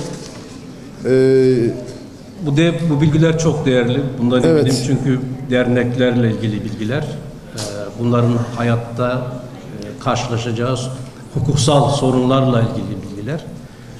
Ben kendisine bu değerli bilgiler için çok teşekkür ediyorum. Sağ olun. Şunu bağlamak istiyorum. STK'lar artık demokrasilerin vazgeçilmez üyeleri olmuş haldedir. Saydığımız sorunların çözümüne devletimizin yasal düzenlemeleri yapmasının yanında sivil toplum kuruluşlarının üye ve yönetimlerinin de yasal mevzuatı bilmeleri şarttır. Dinleme zahmetine katlandığınız için teşekkür ederim. Bunu bildiri olarak zaten Çalıştay kitabında da göreceksiniz. Saygılar sunuyorum. Yörük Türkmen Çalıştayı devam ederken Türkiye'nin dört bir tarafından gelen yüzlerce dernek başkanlarının yanı sıra belediye başkanları, milletvekillerimiz, birçok katılımcı şu an salondalar. Bizler de mümkün olduğu sürece aralarda değerli büyüklerimize yakaladığımızda mikrofon uzatmaya çalışıyoruz. Yanımızda Bilecik Söğüt Belediye Başkanımız Halil Aydoğdu var. Hoş geldiniz Sayın Başkanım. Teşekkür ederim. Yalnız ben hemen peşinen şunu söyleyeyim. Ben bugün burada belediye başkanı sıfatımla değil, bir yörük olarak bulunmaktayım. Öncelikle burada bizlere ev sahipliği yapan Abdullah Duman Bey ve yönetimine, derneklerimize teşekkür ediyorum. Yine buraya ülkenin dört bir tarafından gelerek bu çalıştaya destek veren dernek başkanlarımıza, siyasilerimize ayrı ayrı teşekkür ediyorum. Bizim için önemli bir çalıştay. Bildiğiniz gibi bu üçüncüsü yapılmakta. Yörük veya Türkmen sanki ayrı ayrı şeylermiş gibi algılanabilir. Dolayısıyla bunlar hepsi Türk milletinin çok önemli unsurlarıdır. Biliyorsunuz Yörük yarı konar göçer topluluklara verdiğimiz bir isimdir. Türkmen ise onların yerleşik hayatta kalanlarına. Doğuda bunların yerlidir ismi. Batıda Manav'dır. Toroslar'da Yörük'tür. Kayseri işte İç Anadolu bölgesinde Türkmendir. Dolayısıyla bunların hepsi Yüce Türk milletinin asli unsurlarıdır. Dolayısıyla biz bu çalıştaylarımızda Yörük Türkmen kültürünü ön plana çıkartmak ve gelecek nesillere bu Yörük Türkmen kültürünü aktarmak. Çünkü eğer bu kültürü kaybedersek biz o ruhu kaybederiz. O ruh bizim için çok önemli bir ruhtur. Malazgirt'te öne çıkan işte o ruhtur. Çanakkale'de öne çıkan işte bu ruhtur. Söğüt'te o devleti kuran o ruhtur. 15 Temmuz'a da yine o sokağa taşan ruh bu ruhtur. Dolayısıyla bu ruhun beslenmesi için unutturulmaması lazım. Bu çalıştayların artık sadece Antalya'mızda değil, diğer vilayetlerimize de yapılması, üniversitelerin işin içerisine alınması gerekmektedir. Ben bu çalıştayı çok yararlı buluyorum. İnşallah buradan çıkacak sonuçlar hem gelecek nesillere aktarabileceğimiz veriler olacak. Bunlar kitap haline getirilecek. Dolayısıyla bizim için önemli bir kaynak olmuş olacak. Ben sizlerin aracılığıyla bütün Türkiye'ye buradan bir kez daha sesleniyorum. Bulundukları yerlerde herkes işte derneklerine, cemiyetlerine sahip çıksınlar. O sadece bir cemiyet değil. Sadece bir sivil toplum örgütü olarak görmemek lazım bunu. Bunu dediğim gibi bu ülkeye sahip çıkan, bu ülkenin asli unsuru olduğuna inandığımız bu Yörük Türkmen kültürü bizim geleceğimizdir. Geleceğimizi muhafaza etmemiz lazım. Geleceğimizi garanti altına almamız gerekiyor. Ben çok teşekkür ediyorum. Sağ olun. Biz teşekkür ediyoruz Sayın Başkanım. Sağ olun. Çok teşekkürler. Geçmiş olmayanın geleceği olmaz dedik ve geleceğimize hep beraber sahip çıkıyoruz. Çalıştayımız da bütün yoğunluğuyla devam ediyor efendim. 4. konuşmacımız Balkanlardan geldi. İzzet İbrahim Soylu. Kendisine hoş geldin diyoruz. Teşekkür ediyorum ve sizinle bir arada bulunmaktan çok gurur duyuyorum.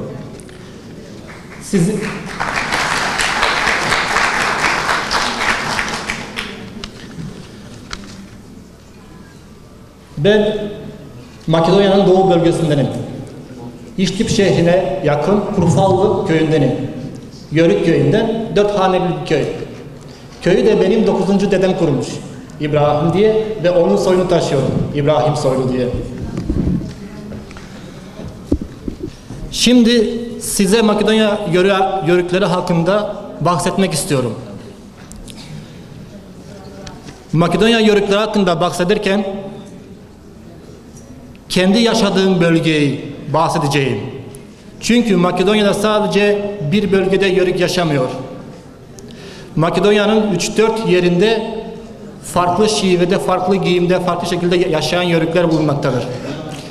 Ben Deniz, İştip, Radoviç arası Kızılalma Karaman yörüklüğü denen bölgeyi size anlatmaya çalışacağım. Bunları yaparken, anlatırken kısa kısa ve özet anlatacağım. Oradaki yörüklerin Anadolu'daki yörüklerle, Anadolu'daki Oğuz boylarıyla ve Orta Asya'daki Türklerle bağlantılarını dil, giyim, töre, adetlerle bilgi vereceğim. Makedonya derken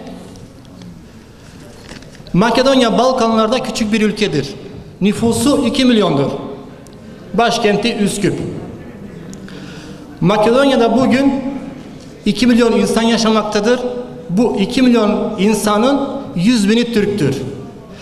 100.000 Türk içerisinde Makedonya'nın doğu ve güneydoğu bölgelerinde 25 veya 30.000 yörük yaşamaktadır. Ben yörüklere geçmeden önce daha önce Makedonya'ya gelen Türklerden de bahsetmek istiyorum. Türkler Orta Asya'dan gelirken Anadolu'dan Orta Asya'dan gelirken Balkanlara doğru 2 yol izlemişlerdir. Makedonya'ya gelen Türkler, birinci yolu izleyen Türkler Hazar Denizi'nin ve Karadeniz'in kuzeyinden gelmişlerdir. İkinci yolu izleyen Türkler ise Hazar Denizi'nin güneyinden, Karadeniz'in güneyinden, Anadolu'nun üzerinden Gelibolu'dan Makedonya'ya geçmişlerdir. Karadeniz'in kuzeyinden gelen Türkler Hunlar, Avarlar, Asperuh Bulgar Türkleri, Kıpçaklar, Uzlar ve en sonunda Kumanlar. Bugün Makedonya'da bulunan Kuman şehri, Kuman Türklerinden kalan bir şehirdir. İkinci yolu izleyen Türkler Anadolu üzerinden gelmişlerdir. Bu Türkler Bizans döneminde gelen Türkler olduğu gibi Selçuklular döneminde de gelen Türkler bulunmaktadır. Ancak daha fazla Türkler Osmanlı döneminde Makedonya'ya gelmişlerdir. Yörüklerin Makedonya'ya yerleşmesi 1371 yılında Meriç Savaşı ile birlikte başlamıştır. 1371 yılından sonra, Meriç Savaşı'ndan sonra Makedonya yolları Türk ordularına açılmıştır. 1371 ila 1408 yılları arasında bugünkü Makedonya Cumhuriyeti Osmanlılar tarafından, Türkler tarafından tamamen fethedilmiştir. Makedonya toprakları fethedildikten sonra Anadolu'dan 14. ve 16. yüzyıllar arasında çok sayıda Yörük taifesi ve cemaati yerleştirilmiştir. Yerleştirilen bu taifeler, cemaatler Hacı Beyler, Karamanlı, Balkanlı, Hacı Haliler, Hacı Yusuflar, Karasinanlar, Edekler, Hacı Hamzalı, Deliciler, Duymuşlar, Turasiler, Doğuşlar, Evrenesoğulları, Karalar, Karacaliler, Köseler, Yağmurlar, Turhanlar, Usluca Kasım, Dorful gibi taifeler. Yerleştirilen Yörük taifeleri bir kısmı daha sonra kendi adlarıyla köy kurmuşlardır. Örneğin Kızılalma Karaman Yörüklüğüne yerleşen Kocalı Yörük taifesi ile Kepekçili Yörük taifesi günümüzde Kepekçili ve Kocalı adında Yörük köyleri olarak yaşamaktadırlar. Yerleştirilen Yörük taifelerinden bir kısmı ise daha önce orada bulunan köylere yerleştirilmişlerdir. Örneğin Saltuklu Yörük taifesinden Yörükler Kutsa, Poçuval, Lipovdol gibi köylere yerleştiklerini 1519 yılı Osmanlı kaynaklarından öğreniyoruz. Makedonya'da yaşayan Yörükler 1691 yılına kadar bulundukları bölgeye göre anılıyorlardı. Ofçabol'da bulunanlara Ofçabolu Yörükleri, Selanik'te bulunanlara Selanik Yörükleri deniyordu. 1691 yılından Hasan Paşa tarafından yapılan tahrire göre Rumeli'deki Yörükler tek çatı altında birleştirildi ve bunlara Evladı Fatihan adı verildi. O günden bugüne Rumeli'deki Yörükler ve Rumeli Türkleri Evladı Fatihan adı altında anılmaktadırlar. Günümüzde Makedonya'nın İştip-Radoviç arası Aktaş Dağı'nın güney eteklerinde yaşayan Yörükler kendilerine Kızılalma Karaman Yörüğü derler. Bulundukları bölgeye ise Kızılalma Karaman Yörüklüğü demektedirler. Aktaş Dağı'nın güneyinde Kızılalma Karaman Yörüklüğü'nde Yörüklerin varlığı 14. yüzyılın sonuna doğru Radoviç ve İştip şehirlerin Türklerce fethedilmesiyle birlikte başlamıştır. Radoviç ve İştip'in Türklerle fethedilmesinden itibaren 200 yıl içerisinde Aktaş Dağı'nın etekleri Yörüklerle dolmuştur.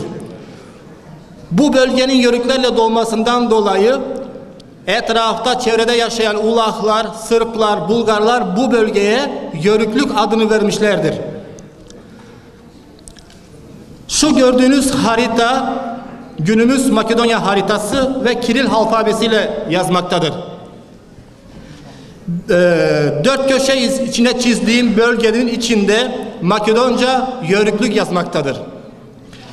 Makedonya coğrafya kitaplarında, ders kitaplarında, etnografik haritalarda, Sırp, Hırvat, Bulgar ve Makedon kaynaklarında bu bölge Yörüklük olarak gösterilmektedir.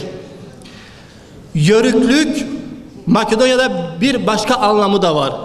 Yörüklerin yaşadığı yer demektir.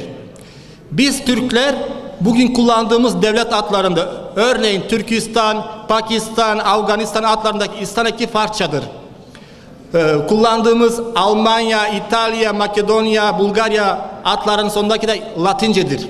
Türkçe olarak bir ülkeye bir devlet adı vermişik. O da Arnavutluk. Arnavutların yaşadığı yere Arnavutluk demişik. Luk ekiyle Aynı şekilde Makedonya'da Yörüklerin yaşadığı yere Yörüklük denmiştir. Sırpların, Hırvatların, Bulgarların ve Makedonların Yörüklük dedikleri bölgeye Yörüklerin kendileri de Yörüklük veya Kızıl Alma Karaman Yörüklüğü adını kullanmaktadırlar. Kızıl Alma Karaman Yörükleri ve yer adları. Yer adları bir milletin tapusudur. 14. yüzyıldan beri bu bölgede yaşayan bizler, Yörükler, bu bölgede oba, yayla, yazla, güzle şeklinde yer adları bırakmışık ve bugün bu yer adları hala yaşamaktadır. Şu an gördüğünüz resimdeki yer Kışla'dır ve şurada 4 aile yaşamaktadır. Burada Yörüklerin giyimiyle ilgili size bir bilgi vermek istiyorum. Çabuk. 11. yüzyılda Divan Lügat Türk'te kılnu bilse kızıl ketheder. Beğenilmesini isteyen kadın kızıl giyer diye bir cümle vardır. 21. yüzyılda Kızıl Alma Karaman Yörüklerinde kızıl rengi çok sevilen bir renktir. Kızıl Alman Karaman Yörükleri ve dil. Kızıl Alman Karaman Yörüklerinin konuştuğu Türkçe'de nazal N sesi çok dikkat çekmektedir. İkinci, Kızıl Alma Karaman Yörüklerinde Türkçenin en eski kelimeleri bulunmaktadır. Örneğin Tanrı kelimesi hala yaşamaktadır. Uçmak kelimesi ölmek anlamında hala yaşamaktadır. Bir de bizde bir kullanım vardır. Birisi bir şey olsun, İnşallah olur anlamında bir deyim vardır. Sözünüz Tanrı kulağına derler. İnşallah olur anlamında. Onun dışında Kızıl Alma Karaman Yörüklerine ait birkaç Türkçe kelimeyi de size sunmak istiyorum. Örneğin Türkiye'de taziye gitmek kelimesine, deyimle bizde yasalaya gitmek derler. Yas kelimesinden gelir. Türkiye'de tereddüt etmek kelimesine bizde kıçınlamak derler. Türkiye'de niyetlemek kelimesine bizde kıyınlamak derler. Türkiye'de şikayet etmek kelimesine bizde ağırlanmak derler. Türkiye'de tehdit etmek kelimesine bizde yağınmak derler. Kızıl Alma Karaman Yörükleri ve Karamanoğulları ile ilgili de size bir küçük bilgi paylaşmak istiyorum. Kaynaklarda 1261 yılında Karamanoğullarına Moğollar yenen Karamanoğulları kaynaklarda başlarında kızıl börk taşıdığı kaydedilmiştir. 2018 yılında Makedonya'da yaşayan Yörüklerde kızıl börk veya şal hala devam etmektedir. 1975 yılında bütün Yörüklerde var olan bu giyim günümüzde sadece 8 kişide kalmıştır. En önemli konuya sizinle paylaşmak istiyorum, özellikle bayanlarla ilgili. Kızıl Alma Karaman Yörüklerinde gelinin saçları ile kadının saçları farklıdır. Örneğin şu resimde gördüğümüz gibi bunların bir tanesi kızdır, bir tanesi gelindir. Saçları kesik olanlara kırkma deriz. O onun gelin olduğunu gösterir ve ona düğünlerde bakılmaz, sahipli anlama gelir. Diğeri saçları kırkma olmayan ise kızdır, ona bakılabilir. İşte bu resimde gördüğünüz gibi sol resimdeki Kızıl Alma Karaman Yörük gelini kırkmalıdır. Bu Türkiye'de Kayseri Pınarbaşı'nda başında yaşayan Avşarlarda da bulunmaktadır ve Peçem adını taşımaktadır. Bizde ise kırkmak eyleminden kırkma adını taşımaktadır. Genç kızlarda, evlenmemiş kızlarda ise kız ayrımı derler. Son olarak size Türkiye yörükleriyle oradaki yörükleri bir kıyaslama yapmak istiyorum ve bitireceğim inşallah. Sabırsızlıkla dinlediğiniz için bunları paylaşmak istiyorum sizinle. Kızıl Alma Karaman Yörüklerinde 7 kuşak soy sayılır. Aynı kandan sayılır. Tıpkı Orta Asya'daki gibi. Ve 7 kuşak içerisinde akraba evliliği olmaz. Ve bunlar birbiri arasında küçükten büyüğe doğru hep abi, dayı, enişte, kayınçe, dünür, dünüşü şeklinde hitap edilir. Kızıl Alma Karaman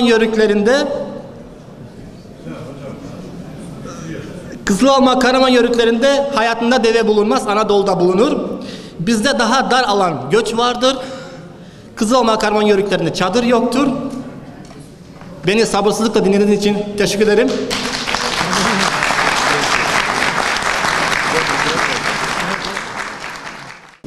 Efendim son konuşmayı ben kendim yapacağım. Fakat ben izin verin kimim? Tanıtmak istiyorum size. İzin vermeyince. Bunu yapamam aslında. Ben eğitim şansını yakaladım. Bir Karakoyunlu çocuğuyum. Şu anda Eskişehir Osman Gazi Üniversitesi Fakültesi'nde beyin cerrahisi olarak çalışıyorum. 11-12 yaşlarına kadar ben kervanlarla yaylaya gelip gittim. O yaşamı gördüm ve bağımı hiçbir zaman koparmadım. Şu tanımı yapmamız lazım. Yörük nedir? Yani herkes ben yörüğüm diyor da yörük nedir? Kime yörük diyeceğiz? Yörük var mı şu anda? Yörük nedir biliyor musunuz? Ben tanımını yaptım. Ekonomik olarak ya sürüsü olacak, ya keçisi sürüsü olacak, ya deve sürüsü olacak, ya koyun sürüsü olacak, ya at sürüsü olacak, bir şekilde bir sürüsü olacak. Çünkü geçim kaynağı o, ana meşgalesi o. Kışlak ve yazlaklar arasında göçüp gelmeyi sağlayan kervanları olacak, develeri olacak. Var mı deve, hiçbirimizin devesi? At eşeği olacak. Biz at sürüsüne öğrek deriz. Bu da eski Türkçeden gelir. Ögür sürü demek. Ve yaylak kışlağı olacak. Bellidir yaylağı kışlağı yörüğün. Bellidir. Ben çağdaşlarımla konuşuyorum. Baktım ben ne onlar gibi düşünmüyorum.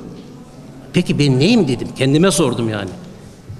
Ben ne yörük oldum, ne köylü oldum, ne de şehirli oldum. Olayı tersinden bakarsak hem yörük gibi düşünüyorum, hem köylü gibi düşünüyorum, hem de yörük gibi düşünüyorum. Yani söylemek istediğim şu. Yörük yaşamı zor bir yaşamdır. Bu mücadele geliştirir. Bu kültür dairesi bütün ürünlerini üretmiş. Kendi aletlerini üretmiş. Bütün sırtını kendisi yapmış. Çulfalıkta dokmuş. Bugün çulfalak şeyini araştırın. Her bir parçanın ismi Türkçedir. Bugün bir tezgaha gidin, bu çulfalığın aynen kopyalanmış halini elektronik bir cihaz olarak orada görürsünüz. Ve üzerinde hep İngilizce isimler yazar. Şunu da söyleyeyim. Yörük kültürü dünya mutfağına yoğurt ve peyniri vermiştir. Bu göçebe kültürün kattığı bir şeydir. İlk yoğurdun ortaya çıkması sabahları toplanan, otlar üzerinde toplanan çiğ damlalarının toplanarak onu maya olarak kullanmasından doğmuştur. İlk ortaya çıkmıştır. Çünkü o suda bizim tıp dilinde saprofit dediğimiz zarar vermeyen bakteriler vardır. Bu sütte fermentasyon yaparak onu yoğurt haline getirir.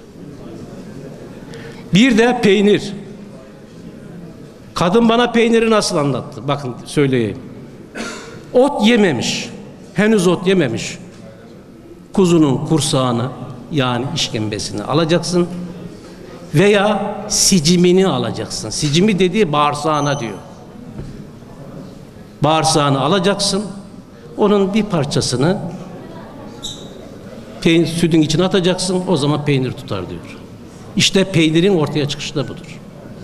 Peynir de bu şekilde ortaya çıkmıştır.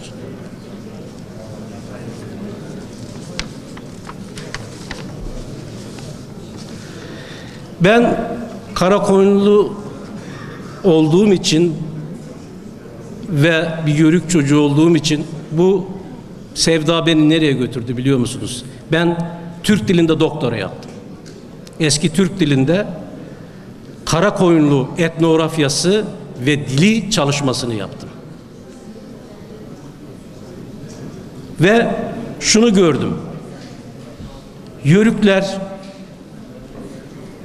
soyut anlatımı çok kuvvetlidir. Bizim dilimizde soyut anlatım çok kuvvetlidir. Mesela der ki dağları kızıl güneş basmıştır. Dağlara kızıl güneş basmış. Kızıl güneş de demez, kızıl gün basmıştır. Dünya dillerinde güneş batar. Güneş batar. Nereye battığını bilmiyorum. Denizin içine mi batar yoksa karanın içine mi batar? Ama Yörük dilinde güneş aşar. Aşar. Yani dağın ötesine geçer. Yani öbür dünyanın ötesine geçer.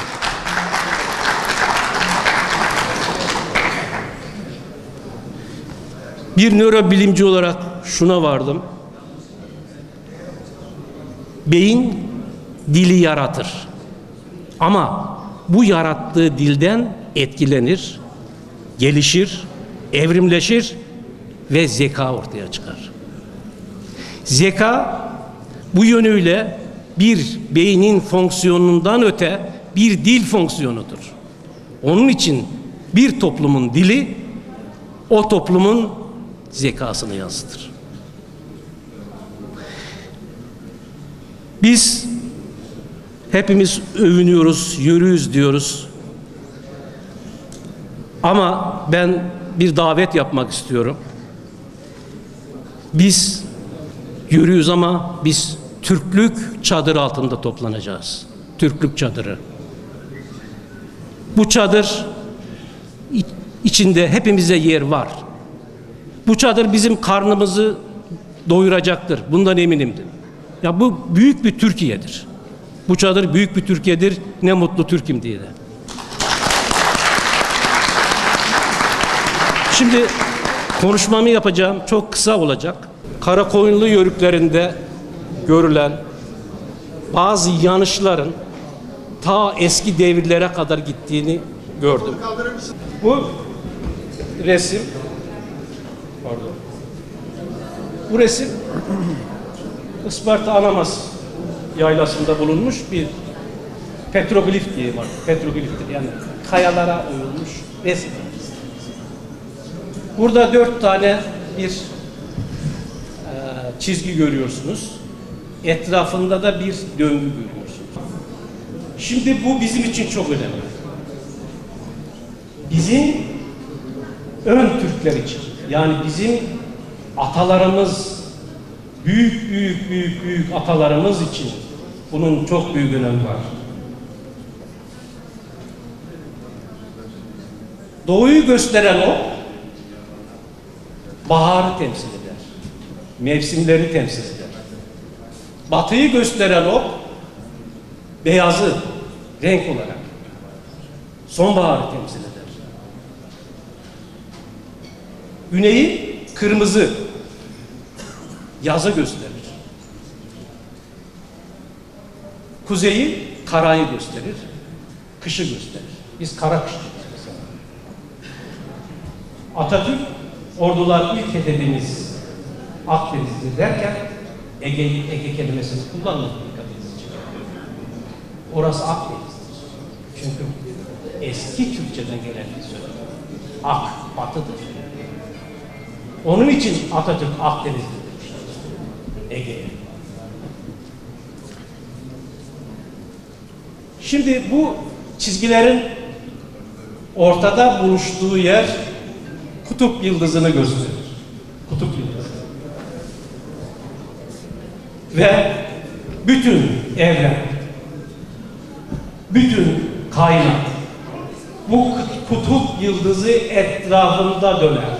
Ve döndüğünüz zaman da mevsimleri oluşturur, yazı oluşturur, kışı oluşturur, baharı oluşturur, güzü oluşturur. Dünyanın döngüsü budur. Bu bir din tasavvuru. Eski Türklerin din tasavvuru. damgalardan bahsedeceğim dedim. Damga nedir? Basitçe işaret. Enemek, hani biz koyunları eneriz.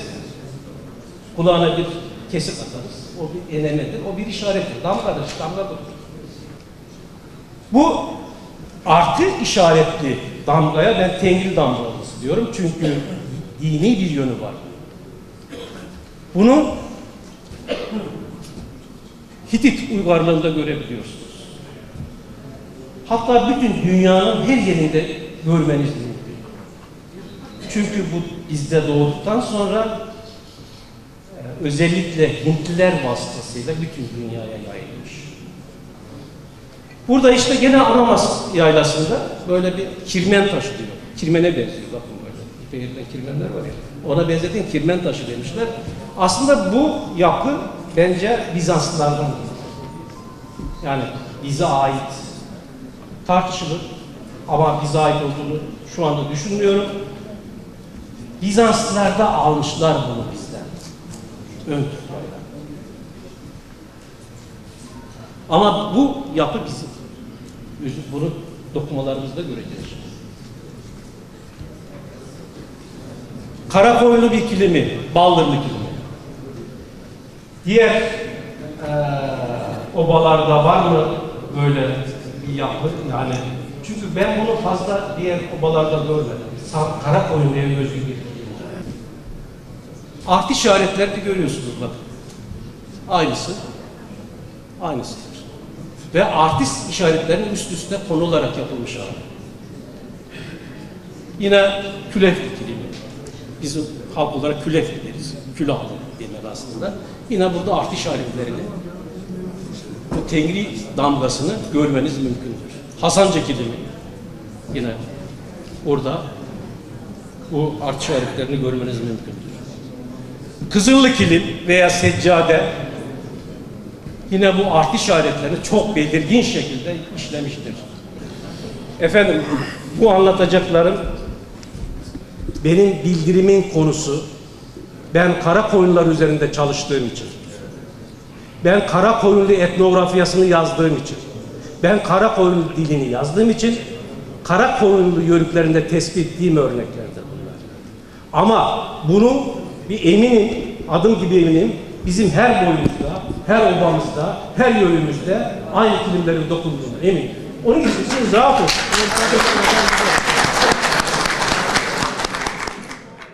Karasuk devri var. İlk damgaların çıktığı devir. Milattan önce 1800 ile sanıyorum 1200 yılları arasında. Ve bu Karasuk ismini Karasu Nehri'nden alır. Yenisey Irmağı'nın nehrinin bir kolu olan Karasu'dan alır. Aslında özünde Karasu G var. O G'ler bizde Oğuzca dilimizde düşme eğitimi olmuş ve Karasu ve yanlışın ismi Karasu. Kim bana bunun aksini söyledi? Bu yanlış Karasu'nun isminden geldi.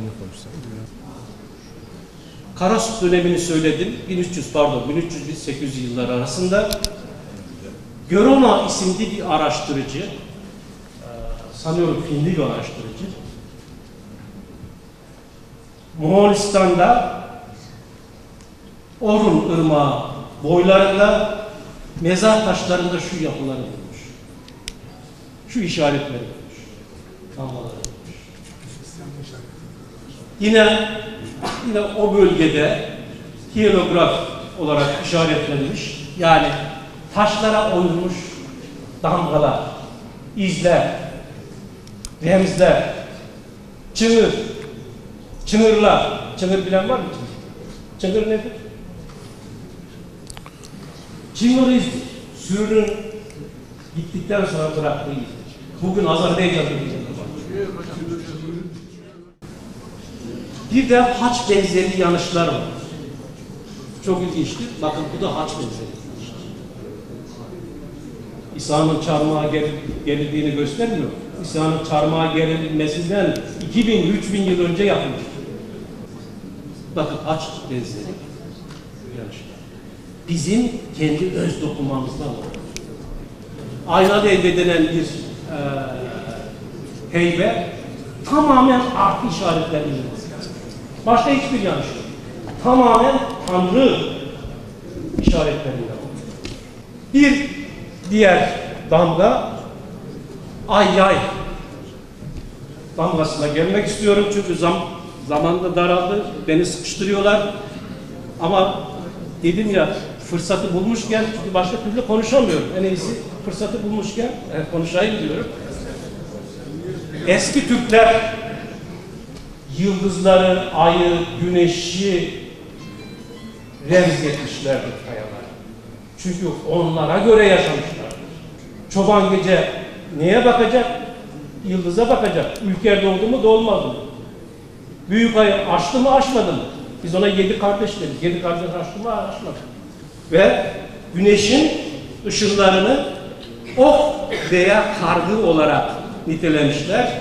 Ve daha sonra bu sesli işaretlere dönüşmüş. Mesela buna ay diyor. Buna ok. Bunu gördüğü zaman ok diyeceksiniz. Ve buradan okyay motifi, motif kelimesini kullanmak istemiyorum, yanlışı ortaya çıkmıştır. Bu da çok ilgimi çektiği için koydum. İlk Türk bayrağı, özür diliyorum, Türk bayrağına benzeyen müthiş bir resim. Çinliler, milattan önce Çinlileşen bir kavim var, Çoğular. Çoğuların bayrağı işte, buyurun arkadaşlar.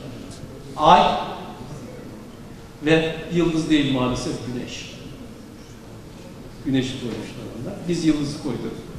Onlar güneşi koymuşlar. Ama Türk bayrağına ne kadar değil. Tabii bu okyay yanlışı geliştikten sonra bunu hükümdarlar, hanlar bir hükümdarlık simgesi, hakimiyet simgesi olarak kullanmışlar. Kırım hanları kullanmış mesela. Bu okyay motifi. Ve 2. Murat kayı boyunundan bahsediyor. Bugün kayı boyunundan bahsediyor, biliyorsunuz. Pazarık kurlarında bir çocuk öldü. Altın sırmalı işlemeli yani. Okyay yanlışı. Okyay yanlışının Karakoyun yörüklerinde. Özür diliyorum yine. Yörüklerde biliyorum. Yörüklerdeki dokumalarında yansıması. Okyay yanlışı. Çünkü dokumalarda yanlışlar, damgalar simetrik. Dizayn. Bunun değişik bir sürümü, bakın. Ve aynı orijinal şekilde okyay yanlışına veya damgasına sürümü. Ve özellikle bu Kırım hanlarının Kırım damgası dediğimiz damga budur. Kırım damgası dediğimiz budur. Bu da simetrik dizini yapmış. 3 bacaklı bir görünüş var. Yine bağcaklar gelir. Şunu hemen söylemem müsaade edin. Biz ipi, yörükler olarak biz ipi mükemmele ulaştık. Nasıl ulaştık? Bu ip öyle olsun ki hem hayvana zarar vermesin, hem insana zarar vermesin. Çocuğu alıp hepiştiğiniz zaman, sırtınıza aldığınız zaman ip kesmez mi? Omuzunuz kadar. Keser. Onun için ne yapmış? Bağcak kullanmış. Yani ipi şerit haline getirmiş. İpi evrimleştirmiş. En son şeyime geliyorum çünkü çok uzun bir konu. Şöyle bir remz var, işaret var. Remz biraz Arapça ama diğer İngilizce kelimelerini de söylemek istemiyorum. İşaret, iz. Bu un çuvallarında tespit edildi. İşaret. Çok dikkatimi çekiyor. Bakın şu ortasındaki çizgiye ne diyor biliyor musunuz? Sığır sildiği. Özür dilerim. Sığır sildiği. Sığır sildiği. Bu un çuvalıdır. Bizim un çuvallarımız daha yanlıştır. Ve şurada bu etrafında olan şu yanlışlar 9 akım denir buna. 9 akım denir. Ve anamın bana söylediği en zor dokumadır 9 akım denir. En zor yanlıştır. Ve bu 9 akımdaki bir bölümünü alalım. Şuradan keselim, şuradan keselim. Orhun Türkçesindeki S harfine tekabül edilir. Ahmet Cevat Emre runik yazının bu damgalardan geliştiğini sanıyor. Bu yapıyı nerelerde gördüm? Bakayım ben. Davullarda gördüm. Kam davulları. Şaman davullarının aynı yapı var. Timur Devletov'a sordum. Dedim ki kardeşim bak sen oranın çocuğusun. Nedir bu yapı? Bu yapı neyi anlatır? Yok hocam cevap veremem. Sadece şeyden bahsediyorum. Yani üstteki bölümün yerüstü, alttaki bölümün yeraltı, Evrik veya Kayrahan anlamında söylüyorum. Bu yapının başka bir anlamı. Bu Altay kam davullarında da var ve kam davulunun kasnağında da var. Bakın İskit kazanlarında da var ve Gordiyon'da bir su kabında da var. İyi görülmüyor galiba şurada. Moğolistan'daki bir mezar taşı aynı yapı var. Antalya bölgesine geliyorsunuz, mezar taşlarına bakıyorsunuz, aynı yapı var. Bakın, aynı yapı. Bu tesadüfi bir şey olmaz. Bu kültürel bir DNA'nın Anadolu'ya aktarılmasından başka bir şey değil. Bu kadar.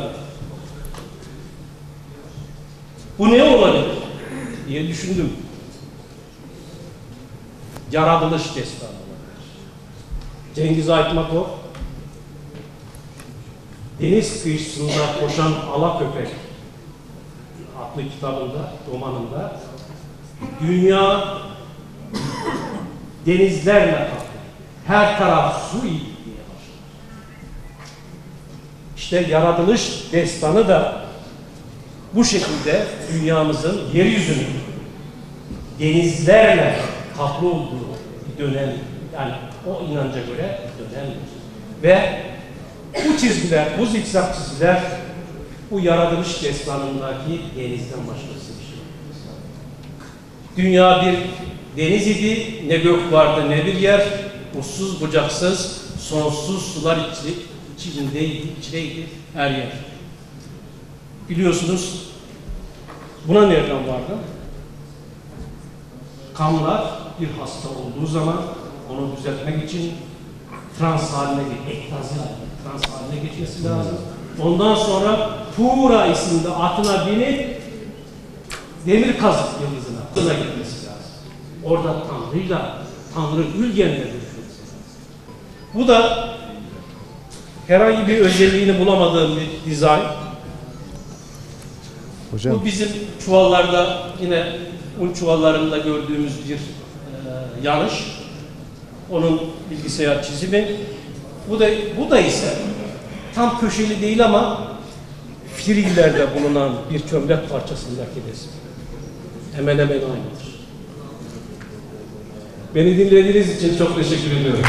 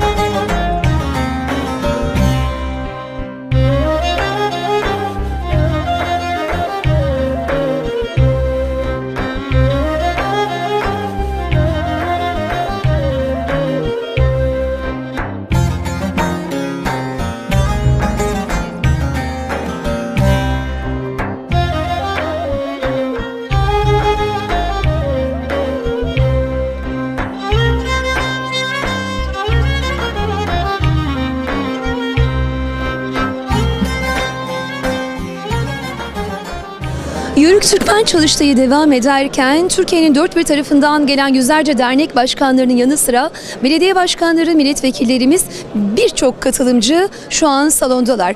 Bizler de mümkün olduğu sürece aralarda değerli büyüklerimize, kadadığımıza mikrofon uzatmaya çalışıyoruz. Yanımızda Bilecik Söğüt Belediye Başkanımız Halil Aydoğdu var. Hoş geldiniz Sayın Başkanım. Teşekkür ederim. Yalnız ben hemen peşinen şunu söyleyeyim. Ben bugün burada belediye başkanı sıfatımla değil, bir yörük olarak bulunmaktayım.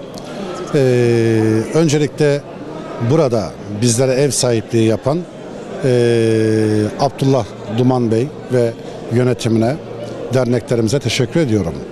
Yine buraya ülkenin dört bir tarafından gelerek bu çalıştaya destek veren dernek başkanlarımıza, siyasilerimize ayrı ayrı teşekkür ediyorum. Bizim için önemli bir çalıştay. Bildiğiniz gibi bu üçüncüsü yapılmakta.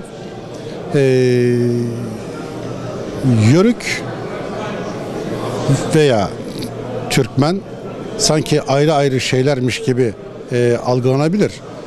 Dolayısıyla bunlar hepsi Türk milletinin çok önemli unsurlarıdır. Biliyorsunuz Yörük yarı konar göçer topluluklara verdiğimiz bir isimdir. Türkmen ise onların yerleşik hayatta kalanlarına. Doğuda bunların yerlidir ismi. Batıda Manav'dır. Toroslar'da Yörük'tür. Kayseri, işte İç Anadolu bölgesinde Türkmendir. Dolayısıyla bunların hepsi Yüce Türk milletinin asli unsurlarıdır. Dolayısıyla biz bu çalıştaylarımızda Yörük Türkmen kültürünü ön plana çıkartmak ve gelecek nesillere bu Yörük Türkmen kültürünü aktarmak. Çünkü eğer bu kültürü kaybedersek biz o ruhu kaybederiz. O ruh bizim için çok önemli bir ruhtur. Malazgirt'te öne çıkan işte o ruhtur. Çanakkale'de öne çıkan işte bu ruhtur. Söğüt'te o devleti kuran o ruhtur. 15 Temmuz'da da yine o sokağa taşan ruh bu ruhtur. Dolayısıyla bu ruhun beslenmesi için unutturulmaması lazım. Bu çalıştayların artık sadece Antalya'mızda değil, diğer vilayetlerimize de yapılması, üniversitelerin işin içerisine alınması gerekmektedir. Ben bu çalıştayı çok yararlı buluyorum. İnşallah buradan çıkacak sonuçlar hem gelecek nesillere aktarabileceğimiz veriler olacak. Bunlar kitap haline getirilecek. Dolayısıyla bizim için önemli bir kaynak olmuş olacak. Ben sizlerin aracılığıyla bütün Türkiye'ye buradan bir kez daha sesleniyorum. Bulundukları yerlerde herkes işte derneklerine, cemiyetlerine sahip çıksınlar. O sadece bir cemiyet değil. Sadece bir sivil toplum örgütü olarak görmemek lazım bunu. Bunu dediğim gibi bu ülkeye sahip çıkan, bu ülkenin asli unsuru olduğuna inandığımız bu Yörük Türkmen kültürü bizim geleceğimizdir. Geleceğimizi muhafaza etmemiz lazım. Geleceğimizi garanti altına almamız gerekiyor. Ben çok teşekkür ediyorum. Sağ olun. Biz teşekkür ediyoruz Sayın Başkanım. Sağ olun. Çok teşekkürler. Geçmiş olmayanın geleceği olmaz dedik ve geleceğimize hep beraber sahip çıkıyoruz. Çalıştayımız da bütün yoğunluğuyla devam ediyor efendim.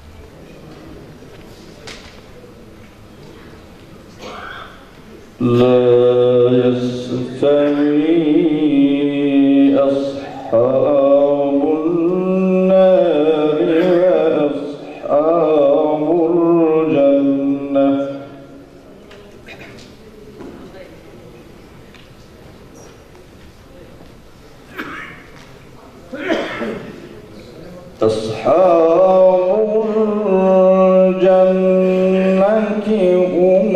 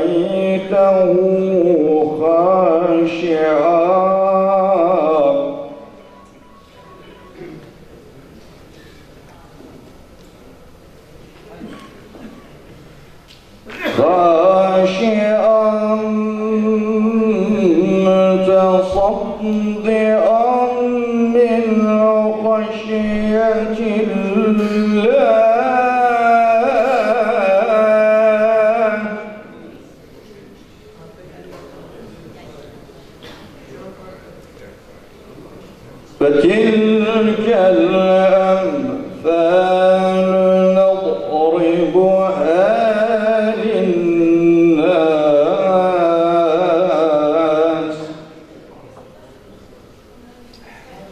للناس لعلهم يتفكرون.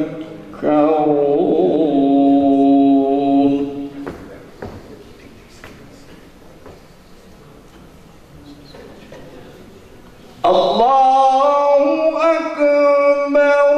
بسم الله الرحمن الرحيم.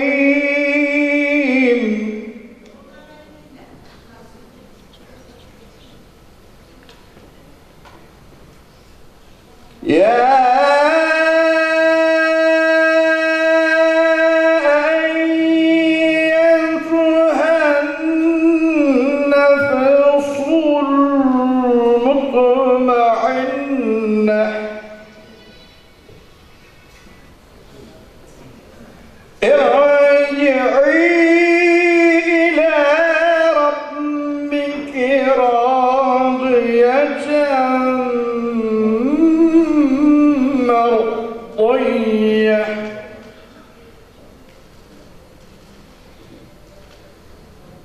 فادخلي في عبادي فادخلي جنتي. صدق الله العظيم. Allah'ım bizi hamd eden kullarından eyle. Allah'ım bizi şükreden kullarından eyle. Allah'ım Cumhuriyetimizin kurucusu Mustafa Kemal Atatürk'ten şu ana kadar gelmiş, geçmiş tüm şehitlerimizin ruhlarına şahat eyle. Makamlarına cennet eyle. Bugün şehit olan şehitlerimizin ruhlarına şahat eyle. Geçmişlerimizin ruhu için bu merasimin hayırlı bir şekilde sonuçlanması için Allah'ın sen rızan için El Fatiha. Şehitlerimizin mekanları cennet olsun. Saygıdeğer misafirlerimiz, değerli konuklarımız, İzmir'den çok değerli sanatçılarımız geldiler. Orada dernek başkanlarımız toparlanırız diye birkaç türküyle, özellikle asker türküleri, örlaştırmış türkülerle devam edeceğiz. Burdur'un çok değerli, kıymetli hocamız, bizi Türkiye'ye değil Avrupa'ya tanıtan Hüseyin Demir hocamız aramızda. Hoş geldiniz hocam, onur verdiniz. Teşekkür ediyoruz. Kabak Kemale'de Emrah Öz bu akşam sanatçımıza eşlik edecekler. İzmir'den geldiler. Çok teşekkür ediyoruz saygı sevgilerimizle. İsmail Çakır hocam hem bağlamada hem vokalde bu akşam bizlerle birlikte olacaklar ve Fatma Meşe Öz sizlere türküleriyle eşlik edecekler. Mikrofonu ben sizlere bırakıyorum efendim. Buyurun.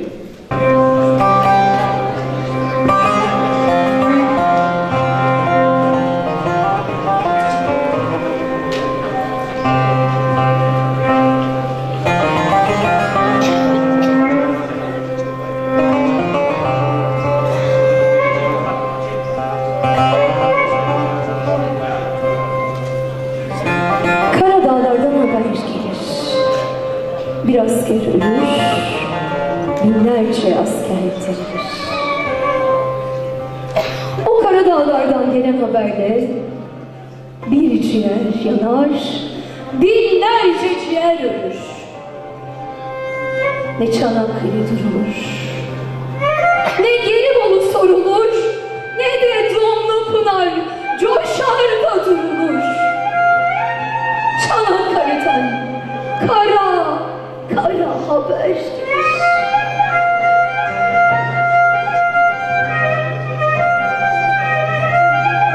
Dağlar anama selam söyle. Söyle geceleri hiç uyumasın. Yavrum üşümüş desin de seviyesini kor eylesin dağlar. Anama selam söyle. Şimdi kışla kapısına geldik. İnzivaslar çekildi sıraya. Bölük komutanım çağırır beni ana. Araya. Şimdi karı, boronu, fırtınayı ne sen sor ana, ne de ben söyleyeyim sana. Şimdi kışlalar doldu bugün. Haydi şimdi şu kışlanın kapısına, mail oldum yapısına, telli kurban bağlayayım asker yarın kapısına, asker yarın kapısına.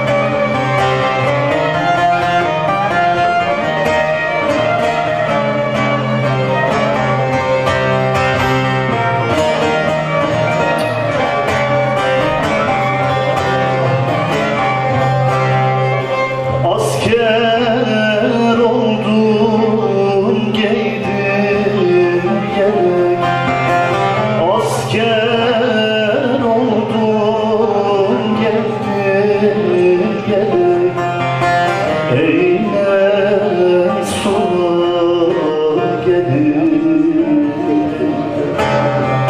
3 günde ayırdı felek, eyle sona gelin.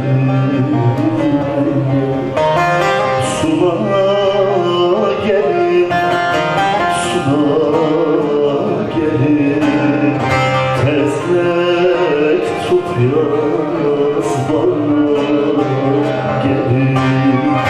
Bizim alır sana gelin.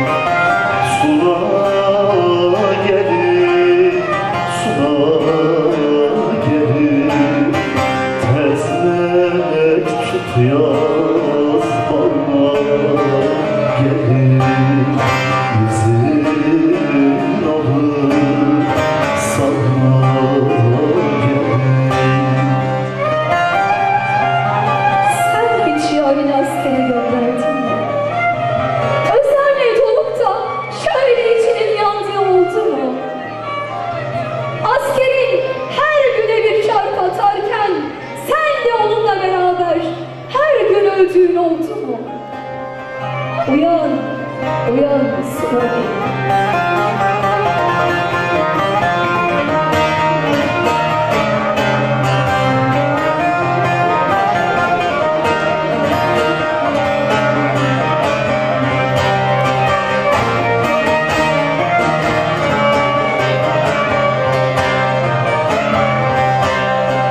Verin benim martinimi, verin benim martinimi,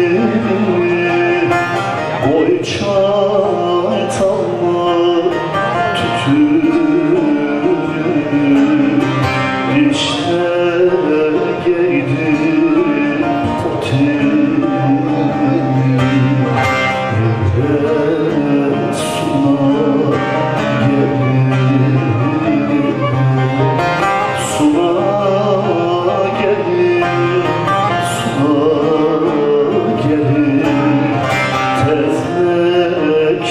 Yaz bana gelin.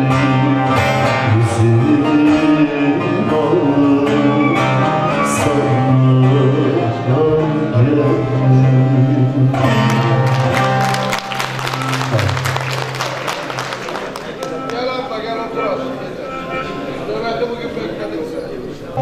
Başlayacak diyor. Ama İrfan gitmiş. Öyle diyor, girmem diyor. Ya girmez bunlar girmez bunlar. Niyetleri girmez. Niye? Bunlar biraz biraderler hareket eder. Kendileri de değil onlar.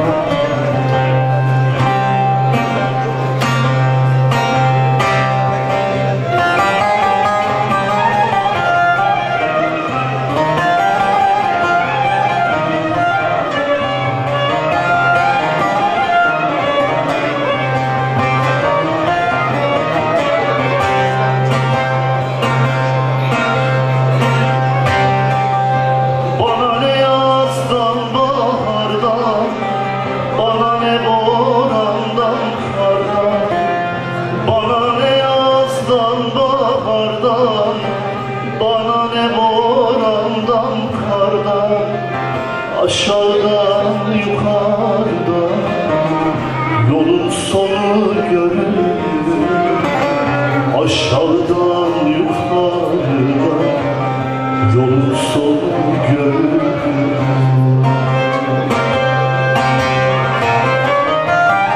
Geçtim dünya üzerinden, ömür bir nefes derinden. Bak feleğin çemberinden yolun sonu görünür.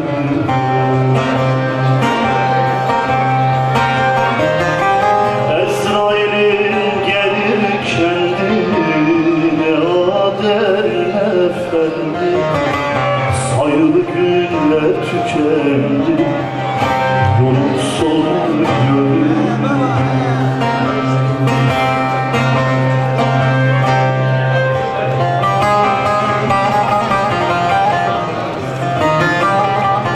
Bu dünyanın direği yok, merhameti yüreği yok, kılavuzun gereği yok.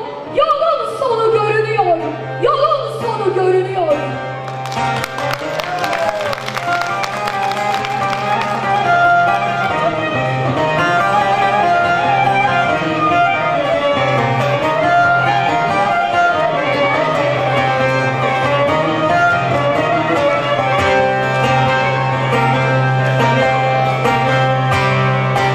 Bu dünyanın direği yok, merhameti yüreği yok.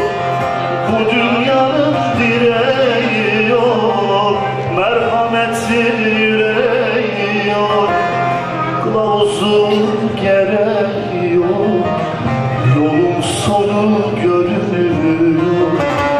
Kılavuzun gereği yok, yolun sonu görünüyor.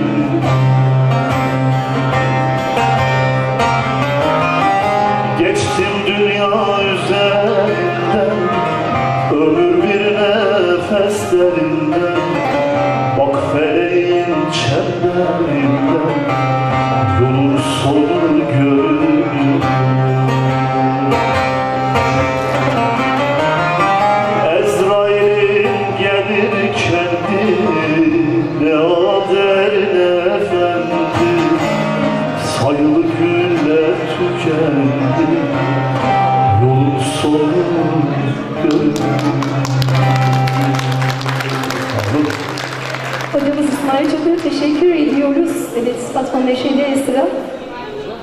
Nasıl türküler sevgili konuklar ve misafirlerimiz? Teşekkür ediyoruz, sağ olun. Programlarındaki repertuarı değiştirdiler. TRT'de de çoğu zaman yayın yaptığımızda bize bir yazı gelir. TRT'den arkadaşlarımız, hocalarımız da var burada. TRT İzmir Radyosu'ndan konuğumuz Sayın Mahir Toksemir var. Yine İzmir'den çok değerli bir hocamız var. Yolcu Bilginç hocamız. Tahtacı Dernekleri Federasyonu Genel Başkanı ve TRT'den yine prodüktörümüz Celal Duroğlu burada. Program iptal olmaz ama güne uygun türkülerle yine devam eder programlar. Değil mi? Evet, şehitlerimiz var.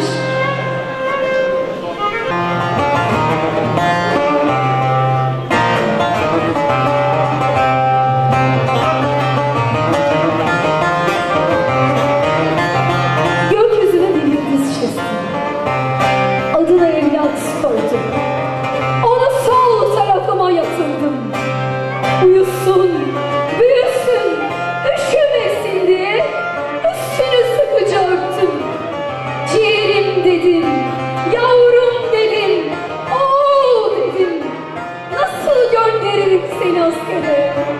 Hiç ağlamaz mı sandın anan? Hiç söylemez mi sandın baban? Eğitimeledim, höllük eledim. Aynalı beşikte ben ekmeledim. Aynalı beşikte ben ekmeledim.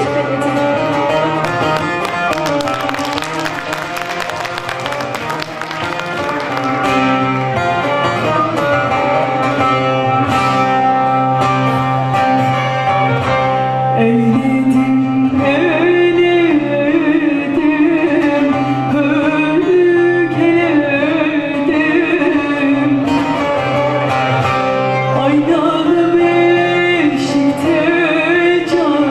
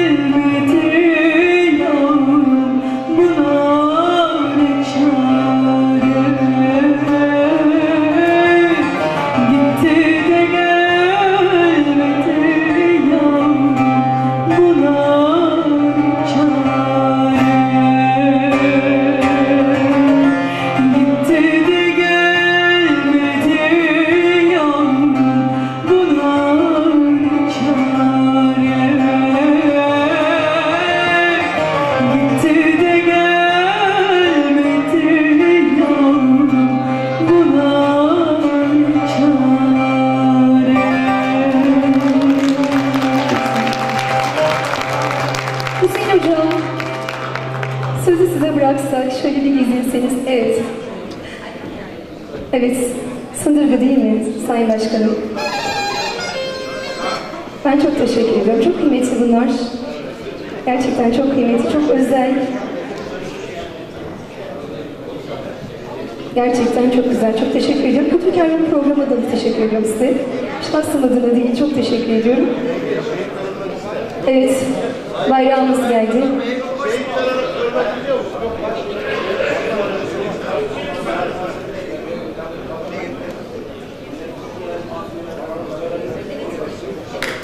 Evet, süremiz kısıtlı. Al bayrağım. Ey göklerin eğilmez örtüsü, değil mi? Gölgesinde oturduğumuz, sırtımıza yaslandığımız, vatanımız için canı verdiğimiz bayrağımız, al bayrağımız. Sizin altınızda doğduk, sizin altınızda öleceğiz. Türk milleti gibi bayrak diyeceğiz, bayrağı kucaklayacağız. Çok teşekkürler Sayın Başkanım. Sağ olun, var olun. Son iki türküyü alacağız çünkü oturumumuz başlayacak. Süremiz daralıyor. Hüseyin Hocam.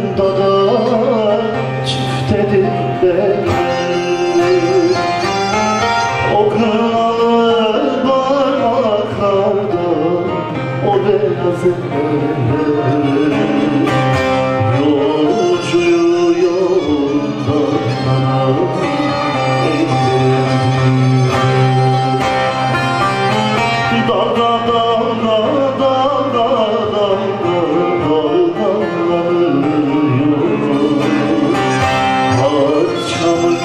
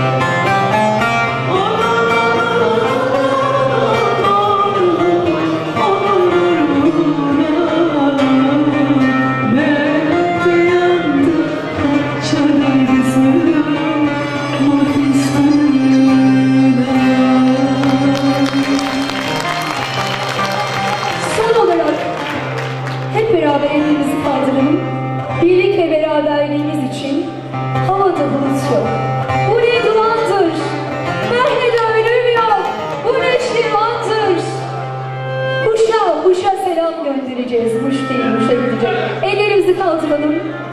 Burası Muş'tur. Yolu yokuştur. Giden gelmiyor. Acep ne iştir?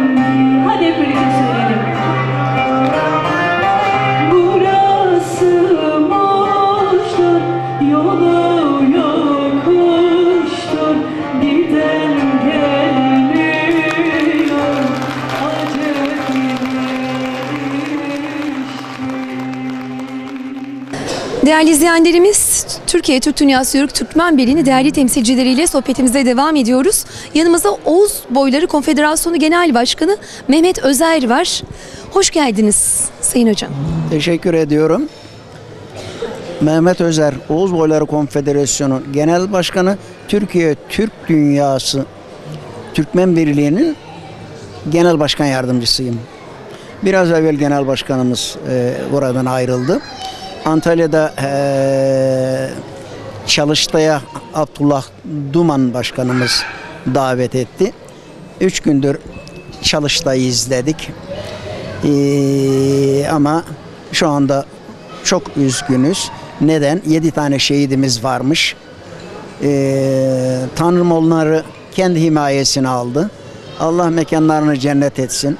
Kalan sahalarına başarılar diliyorum. Üzüldük. Başka çaremiz de yoktu. Türkiye'de yaşamanın, bu topraklarda yaşamanın her zaman 1000 yıldır bedeli var. Biz bu bedeli ödüyoruz, ödemeye de hazırız. Çalıştay hakkında Sayın Hocam? Çalıştay hakkında üniversiteden büyük öğretmenlerimiz, hoca demeyeceğim, profesörlerimiz katıldılar. Ayrı ayrı konularda bize geniş bilgiler verdiler. Hepsinin konuşmasından feyz aldık. Gerçekten de ihtiyacımız varmış. Çünkü üniversiteyle zaman zaman işbirliği biz de yapıyorduk. Burada da katılımımızda da üniversiteyle işbirliği yapılmış bir programa katıldık.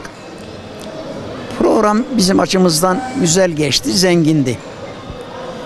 Yörüklerin zaman zaman bir araya gelip istişare yapması lazım.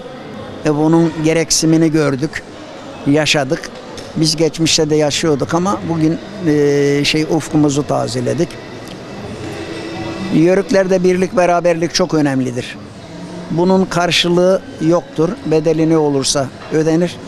Türkiye'de ve Türk dünyasında, Avrasya'da yaşayan Yörükler geçmişte birbirlerine kan bağı vardır. Yörük, yürüyen Türk'ün kısaltılmış adıdır. Her Türk'ün geçmişinde biraz çadır, biraz göçebe hayatı vardır. Ama biz 1000 yıldır gittiğimiz her bölgeye kültürümüzü de götürdük. Örf adetlerimizi de götürdük. Bugünü sorarsanız bizim ülkemizde 80 milyon Yörük Türkmen var. Bunların hepsi bizim kardeşlerimizdir. Mühim olan birliğin, beraberliğin sağlanması, devlete nasıl katkı sunabiliriz? Onun programı hazırlığı içerisindeyiz. Sizler geldiniz, çok memnun olduk. Bizim dünyaya açılan penceremizdir basınımız. Özellikle sizler. Çünkü Kanal 15'te, Rumeli TV'de biz kendimizi buluyoruz seyrederken. Sizleri ve dostlarımızı görüyoruz. Kendi kültürümüzü yeniden yaşıyoruz. Bizim için bunlar çok önemli. Sizlere ayrı ayrı teşekkür ediyorum. Ben gecenin bu saatinde çalışmanıza devam ediyorsunuz. Mevlüt Bey'e de ayrıca teşekkür ediyorum. Ayağınıza, gönlünüze sağlık diyorum. Biz de size çok teşekkür ediyoruz Sayın Başkanım. Değerli izleyenlerimiz, aslında emeği anlatmak zordur. Onlar yılları işleyerek büyütüyorlar. Kültürü kültür ekliyorlar. Biz de o kültürü doldurmaya çalışıyoruz. Türkiye Türk Dünyası Yörük Türkmen Birliği Aksakallar Cemiyeti'ne döneceğiz. Yanımızda Niyazi Çapa var. O aslında giyimiyle, kuşamıyla ve bu cemiyette olmasından dolayı bizlere örnek. Nasılsınız efendim, iyi misiniz? Teşekkür ediyorum. Sizler nasılsınız? Çok teşekkür ediyoruz. Üstlenmiş olduğunuz misyon çok önemli. Bunu da en iyi şekilde hem küçüklerimize, çocuklarımıza ve gençlere örnek olarak gösteriyorsunuz, gidiyorsunuz. Özellikle bugünkü Çalıştay hakkında neler düşünüyorsunuz Sayın Hocam? Çalıştay, baştan başlayalım. Evvela ben kültür kervanını tebrik ediyorum. Program yapımcısı Mevlüt Öncel kardeşimizi kutluyorum. Düzenlenen bugünkü plaket verme işinde Mevlüt Öncel Bey kardeşime ödülünü, plaketlerini vermeyi beni görevlendirdiler. Ben çok mutlu oldum. Kendilerine plaketlerini verdim, tebrik ettim. Kanal vasıtasıyla da tekrar sizleri, kültür kervanını tebrik ediyorum. Başarılarınızın daim olmasını Allah'tan niyaz ediyorum. Efendim biz bu yıl 3.'süne geldik.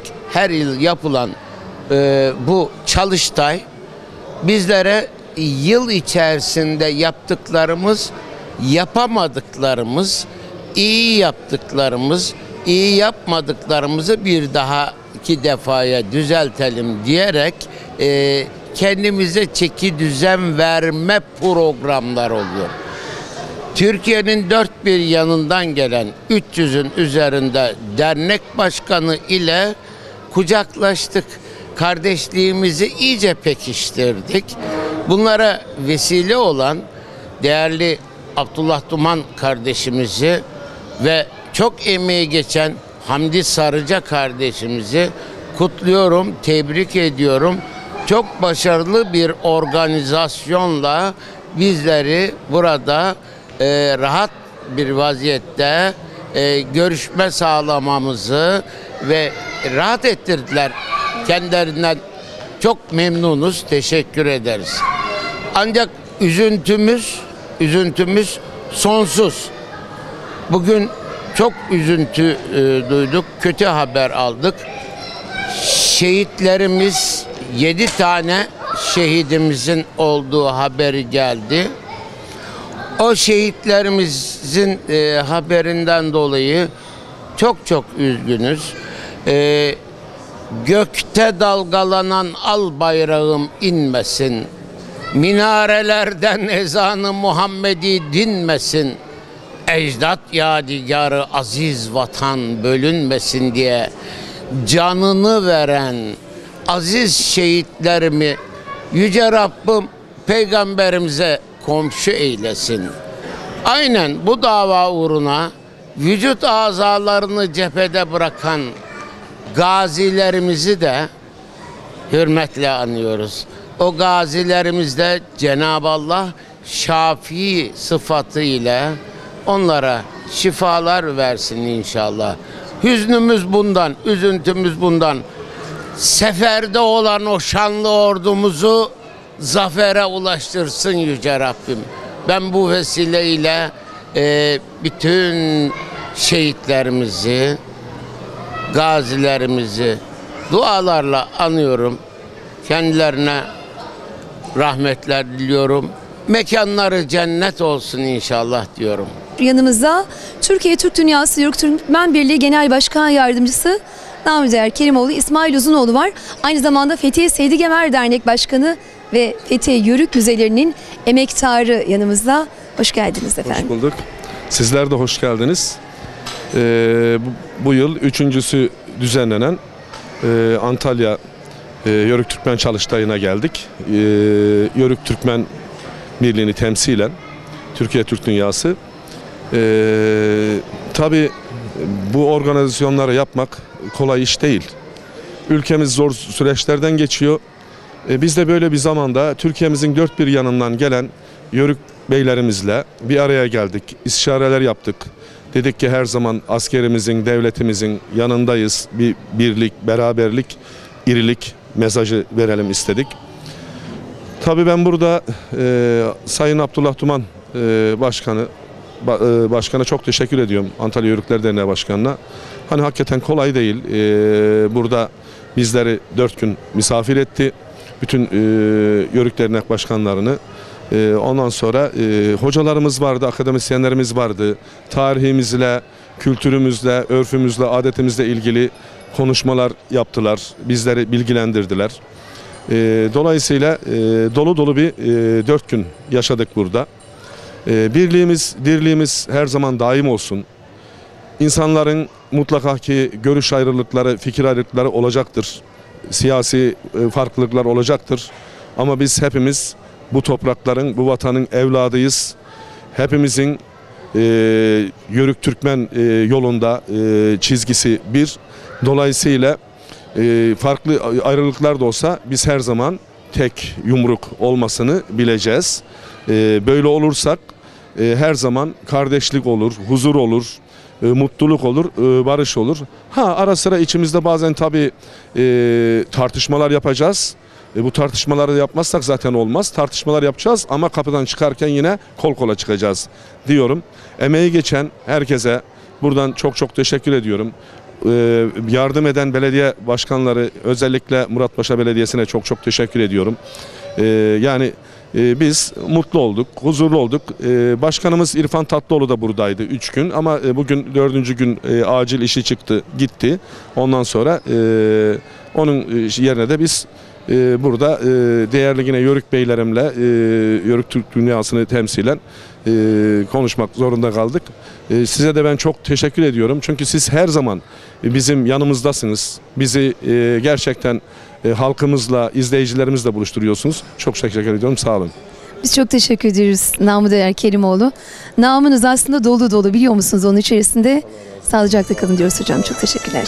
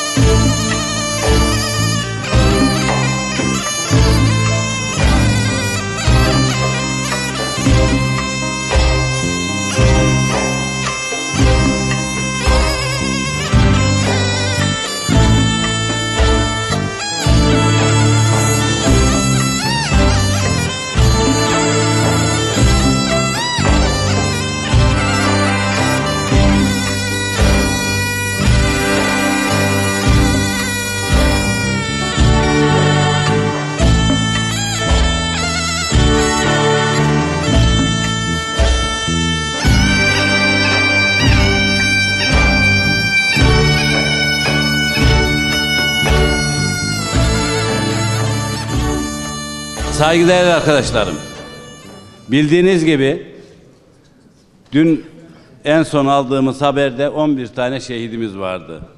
Bugün bu şehitlerimizi rahmetle, minnetle anıyoruz. Onlar Türk milletinin ve Türkiye Cumhuriyeti Devleti'nin bekası için, toplumumuzun huzur ve güveni için şu anda cephede savaşıyorlar.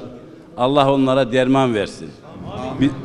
Bizler Yörük Türkmen camiası olarak Türk milletinin birliği, devletinin bölünmez bütünlüğü noktasında bir çalıştay yaptık. Ve üçüncüsünü yaptık.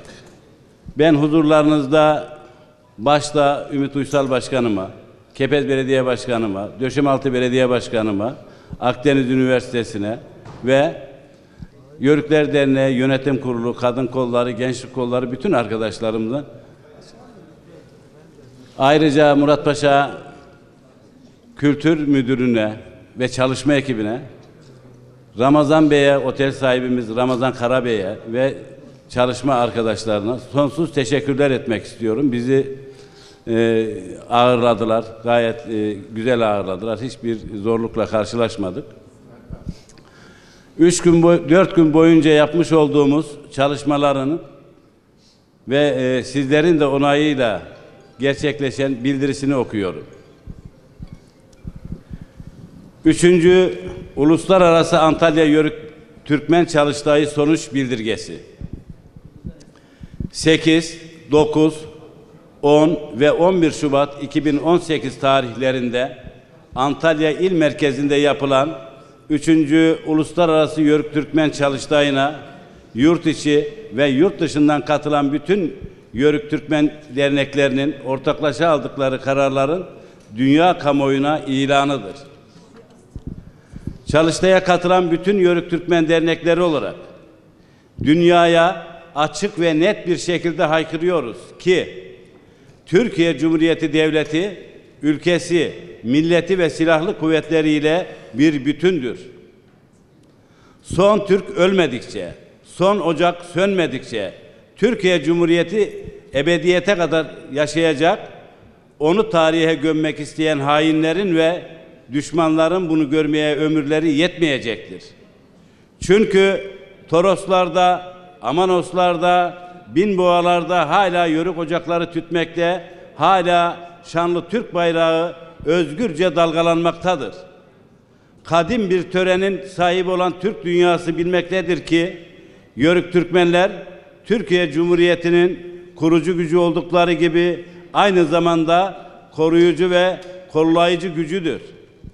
Yörük Türkmenler, Kızıl Oğuz'un Kocacık yörüklerinden Gazi Mustafa Kemal Atatürk'ün kendilerine bıraktığı emanet olan Türkiye Cumhuriyeti'nin bekası için canlarını feda etmeye dün olduğu gibi bugün de hazırdır ve daima hazır olacaktır. 1919'un o buhranlı günlerinde Kızıl Oğuz Gazi Mustafa Kemal'i Samsun'a çıkaran ruh, bugün Anadolu, Trakya ve bütün Türk dünyasında Yörük Türkmenler'de dipdiri bir şekilde ayaktadır. Dünün Kuvayi Milliye güçleri, Anadolu ve Rumeli Müdafaa-i Hukuk Cemiyetleri bugün Yörük Türkmen derneklerinde tekrar hayat bulmuş, ete kemiğe bürünmüştür. Kızıl Oğuz Gazi Mustafa Kemal Paşa, arkadaşlar gidip Toros Dağları'na bakınız. Eğer orada bir tek yörük çadırı var ise ve o çadırda bir duman tütüyor ise biliniz ki bu dünyada hiçbir güç ve kuvvet asla bizi yenemez. Derken orada yanan ateşlerin bir simge, bir sembol olmayıp dünya Türklüğünün yaşayan en diri ve canlı ruhunun Yörük Türkmenler olduğunu işaret etmiştir. Toroslarda yanan her ateş Türklüğe bir meşale, her çadır bir kaledir. Bugün ülkemiz ve devletimiz çok zorlu bir süreçten geçmekte. Devletimiz ve ordumuz uluslararası hukukun kendine tanıdığı ve tamamıyla haklı olduğu bir harekatı icra etmektedir. Şu husus unutulmamalıdır ki mazisi milletimizin tertemiz tarihi ile başlayan kahraman Türk Silahlı Kuvvetleri bugün Afrin bölgesinde dünyanın en kanlı savaşlarını vermekte, ülkesi, devleti ve milletinin güvenliği için meşri müdafaa çerçevesinde sözde müttefik, deniz aşırı devletlerin eğitip donattığı eli kanlı bölücü örgüt ve uzantılarına karşı savaşmaktadır. Biz Türkler, Büyük Türk Hakan'ı çağ kapatıp çağ açan Fatih Sultan Mehmet Han'ın dediği gibi üstümüze kılıç çekilmedikçe, ülkemize, milletimize cefa edilmedikçe bizden kimseye zarar gelmez diyoruz. Çünkü Gazi Mustafa Kemal Atatürk'ün söylediği gibi zorunluluk olmadıkça savaş bir cinayettir. Fakat üzerimize gelindiği anda gözümüzün kimseyi görmeyeceğini, kan dökmeyi sevmeyen bir millet olmadığımızı, ancak söz konusu vatan ise dünyanın şah damarını keseceğimizi de bütün dünyanın bilmesini istiyoruz. Yörük Türkmenleri olarak dünya kamuoyuna diyoruz ki Türkiye Cumhuriyeti'nin ve Türk milletinin bekası, Türk ordusunun başarısı için her birimiz gönüllü olarak cepheye gitmeye hazırız ve bu konuda ciddiyiz. Yörük Türkmen'in şana, şöhrete ihtiyacı yoktur. Biz eğer bir şeyi yapacağız dersek, bir hedefe gideceğiz dersek de ya o yolda ölürüz ya da hedefimize varırız. Bize tehdit kimden gelirse gelsin, büyük ya da küçüklüğüne bakmadan gereğini yapacağımızdan hiç kimsenin şüphesi olmasın. Çünkü biz güçlüyüz, cesuruz ve hazırız. Ne mutlu Türk'üm diyene.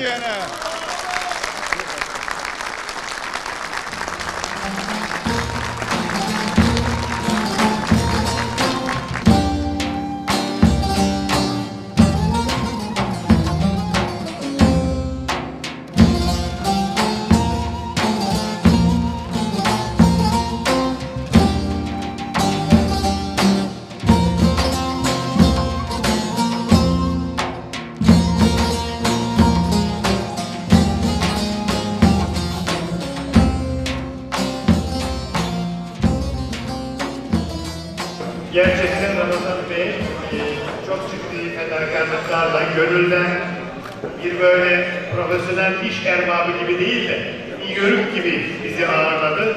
Kendisine çok teşekkür ediyoruz. Sağ olsun, var olsun. İnşallah işte çadırımızı bakın 5 yıldızlı otele yükselttik. Her şeyimiz de böyle yükseltecek. Teşekkürler. Asıl ben sizlere çok teşekkür ediyorum. Böyle bir etkinlikler bizi tercih ettiniz. Biz de bir yönetmen olduğumuz için katkıda bulunmak istedik. Bu fırsatı da başta başkan olmak üzere bize verdiğiniz için çok teşekkür ederim. Bu arada bu vesileyle de derneğimize asıl en büyük katkıyı yapan Muratpaşa Belediye Başkanı Ümit Uysal'dı. Ben de kendisine burada hem alkışlıyorum hem kutluyorum. Sağ olsun, var olsun.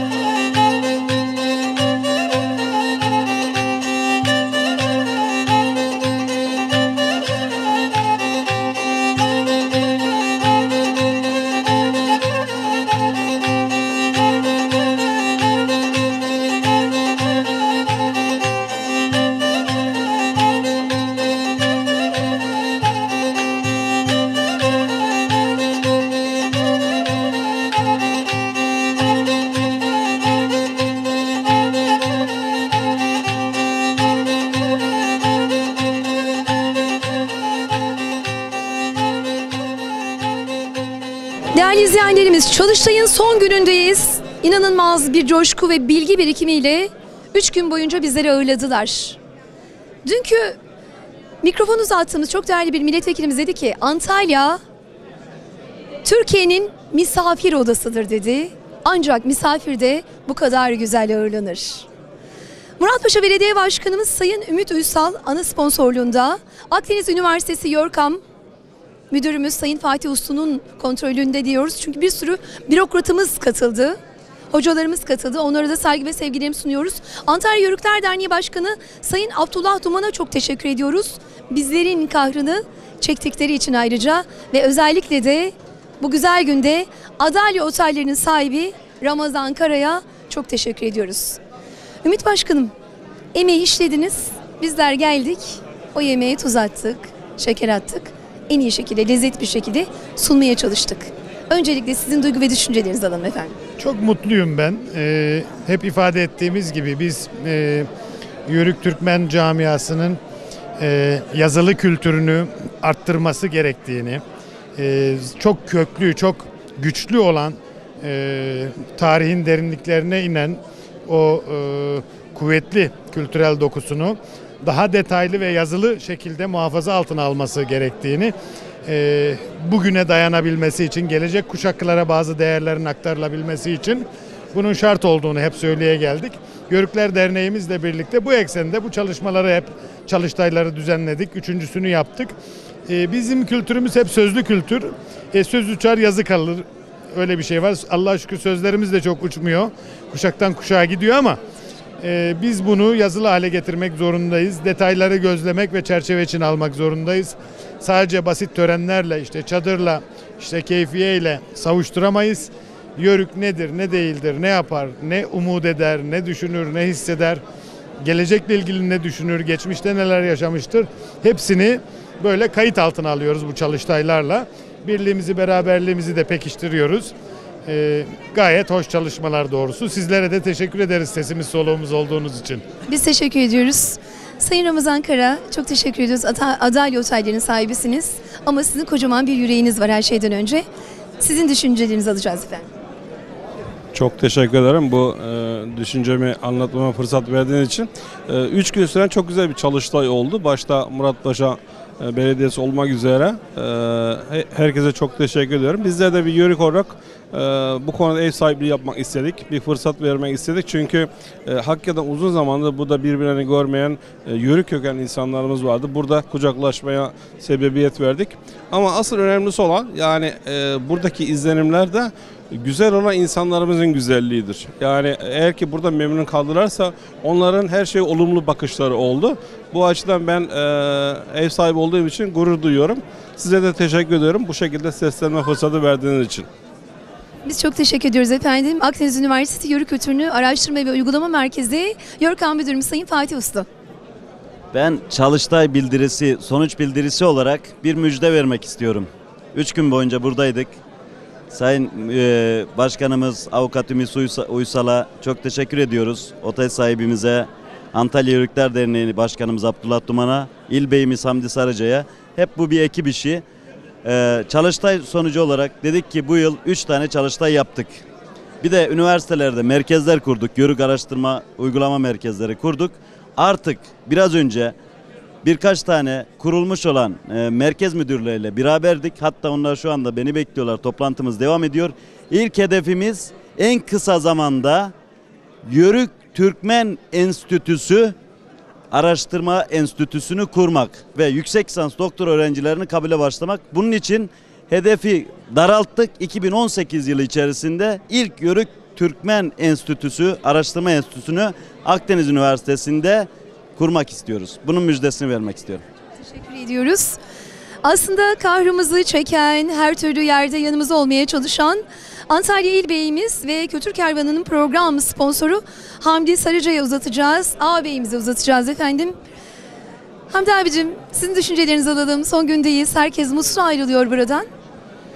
Tabii öncelikle Ümit Başkanıma, Muratpaşa Belediye Başkanımıza, diğer katkı koyan belediyelerimize, bizi 3 gündür 4 gündür burada otelinde yörüğün dibi olan Ramazan abimize, çok teşekkür ediyoruz. 4 gündür siz de gece gündüz bizim sesimizi, tüm yörüklerin sesini duyurabilmek için uğraş veriyorsanız sizlere de teşekkür ediyoruz. İnşallah gelen misafirlerimizi mutlu etmişizdir. Çünkü yörüğün misafiri baş tacıdır. Eğer sürçülisan etmişsek tüm yörük başkanlarımızdan, yörük dernek başkanlarımızdan, kardeşlerimizden hepsinden bu yoğunlukta bilerek ya da bilmeyerek en küçük dahi bir kıl kadar kalbini kırmışsak özür diliyoruz. Hiçbir zaman bilerek ve olmamıştır. Onları seviyoruz. İyi ki varlar. Ne mutlu Türk'üm diyene, ne mutlu yörüğüm diyene diyorum. Teşekkür ediyorum. Çok teşekkür ediyoruz. Evet, aslında ev sahibi diyeceğiz. Çağın ateşini yakan adam var benim sol tarafımda. O sol tarafıyla çağırdı zaten, koca gönlüyle çağırdı bizleri. Antalya Yörükler Derneği Başkanımız Sayın Abdullah Tuman'a Çalıştay'ın son gününde duygu ve düşüncelerini soruyoruz efendim. Sayın Başkanım. Çalıştayımız muhteşem bir heyecanla başladı. Harika bir heyecanla da bitti. Sonuç bildirimizi de okuduk. Bu sene bizim 25. yıl dönümümüz olması hasebiyle 4 güne çıkarmıştık Çalıştay'ı. İlk gününü de resmi açılışını da ona dahil ettik. 3 gündür arkadaşlarımız hakikaten de bilim dünyasından gelen çok değerli hocalarımızı keyifle dinlediler, çok istifade ettiler. Dernekler olarak kendi aramızdaki istişaremizde de ciddi kararlar aldık. Kendi aramızda birlik kültürü nasıl geliştiririz, birlikte hareket ederiz, kendi aramızda konuşma dili nasıl olmalıdır gibi ciddi kararlar da aldık. Şu anda ülkemizin içerisinde bulunduğu durumdan dolayı önceliğimiz tabii ki önce vatan diyoruz. Ordumuz sınır boylarında Türk milletinin bekası için kavga veriyor. Hakim güçlere karşı, emperyalist güçlere karşı, onların taşeronlarına karşı çok ciddi bir kavga veriyor. Ordumuzla, milletimizle hep beraber el ele olduğumuzu haykırdık burada. Bütün dernekler olarak, katılımcı dernekler olarak. Ben çok mutluyum. Çok iyi şeyler olacak ileride de. Güzel bir çalıştay oldu. Teşekkür ediyorum. Teşekkür ediyoruz. Değerli izleyenlerimiz, Çalıştay'ın son gününden Kültür Kervanı ekibi olarak bizler başından sonuna kadar en değerli kareleri sizlere aktarmaya çalıştık. Kelime kelime, noktasıyla, virgülüyle. Program yapımcımız Mevlüt Öncel'e, kameramanımız Abdullah Yılmaz'a, Azmi Örse, ben çok teşekkür ediyorum. Hatamız olduysa efendim, sürçülisan ettiysek affola diyoruz. Bir dahaki Çalıştay'da buluşmak ümidiyle ben Şehriban Tekçe, gönlümüzden gönlünüze en derin sevgi ve saygılarımı sunuyoruz efendim. Allah'a ısmarladık. Sevgili izleyenlerimiz, bu haftaki programımızın sonuna geldik. Sizlere en derin sevgi ve saygılarımı sunuyoruz. Bir dahaki programda buluşmak ümidiyle hoşça kalın efendim.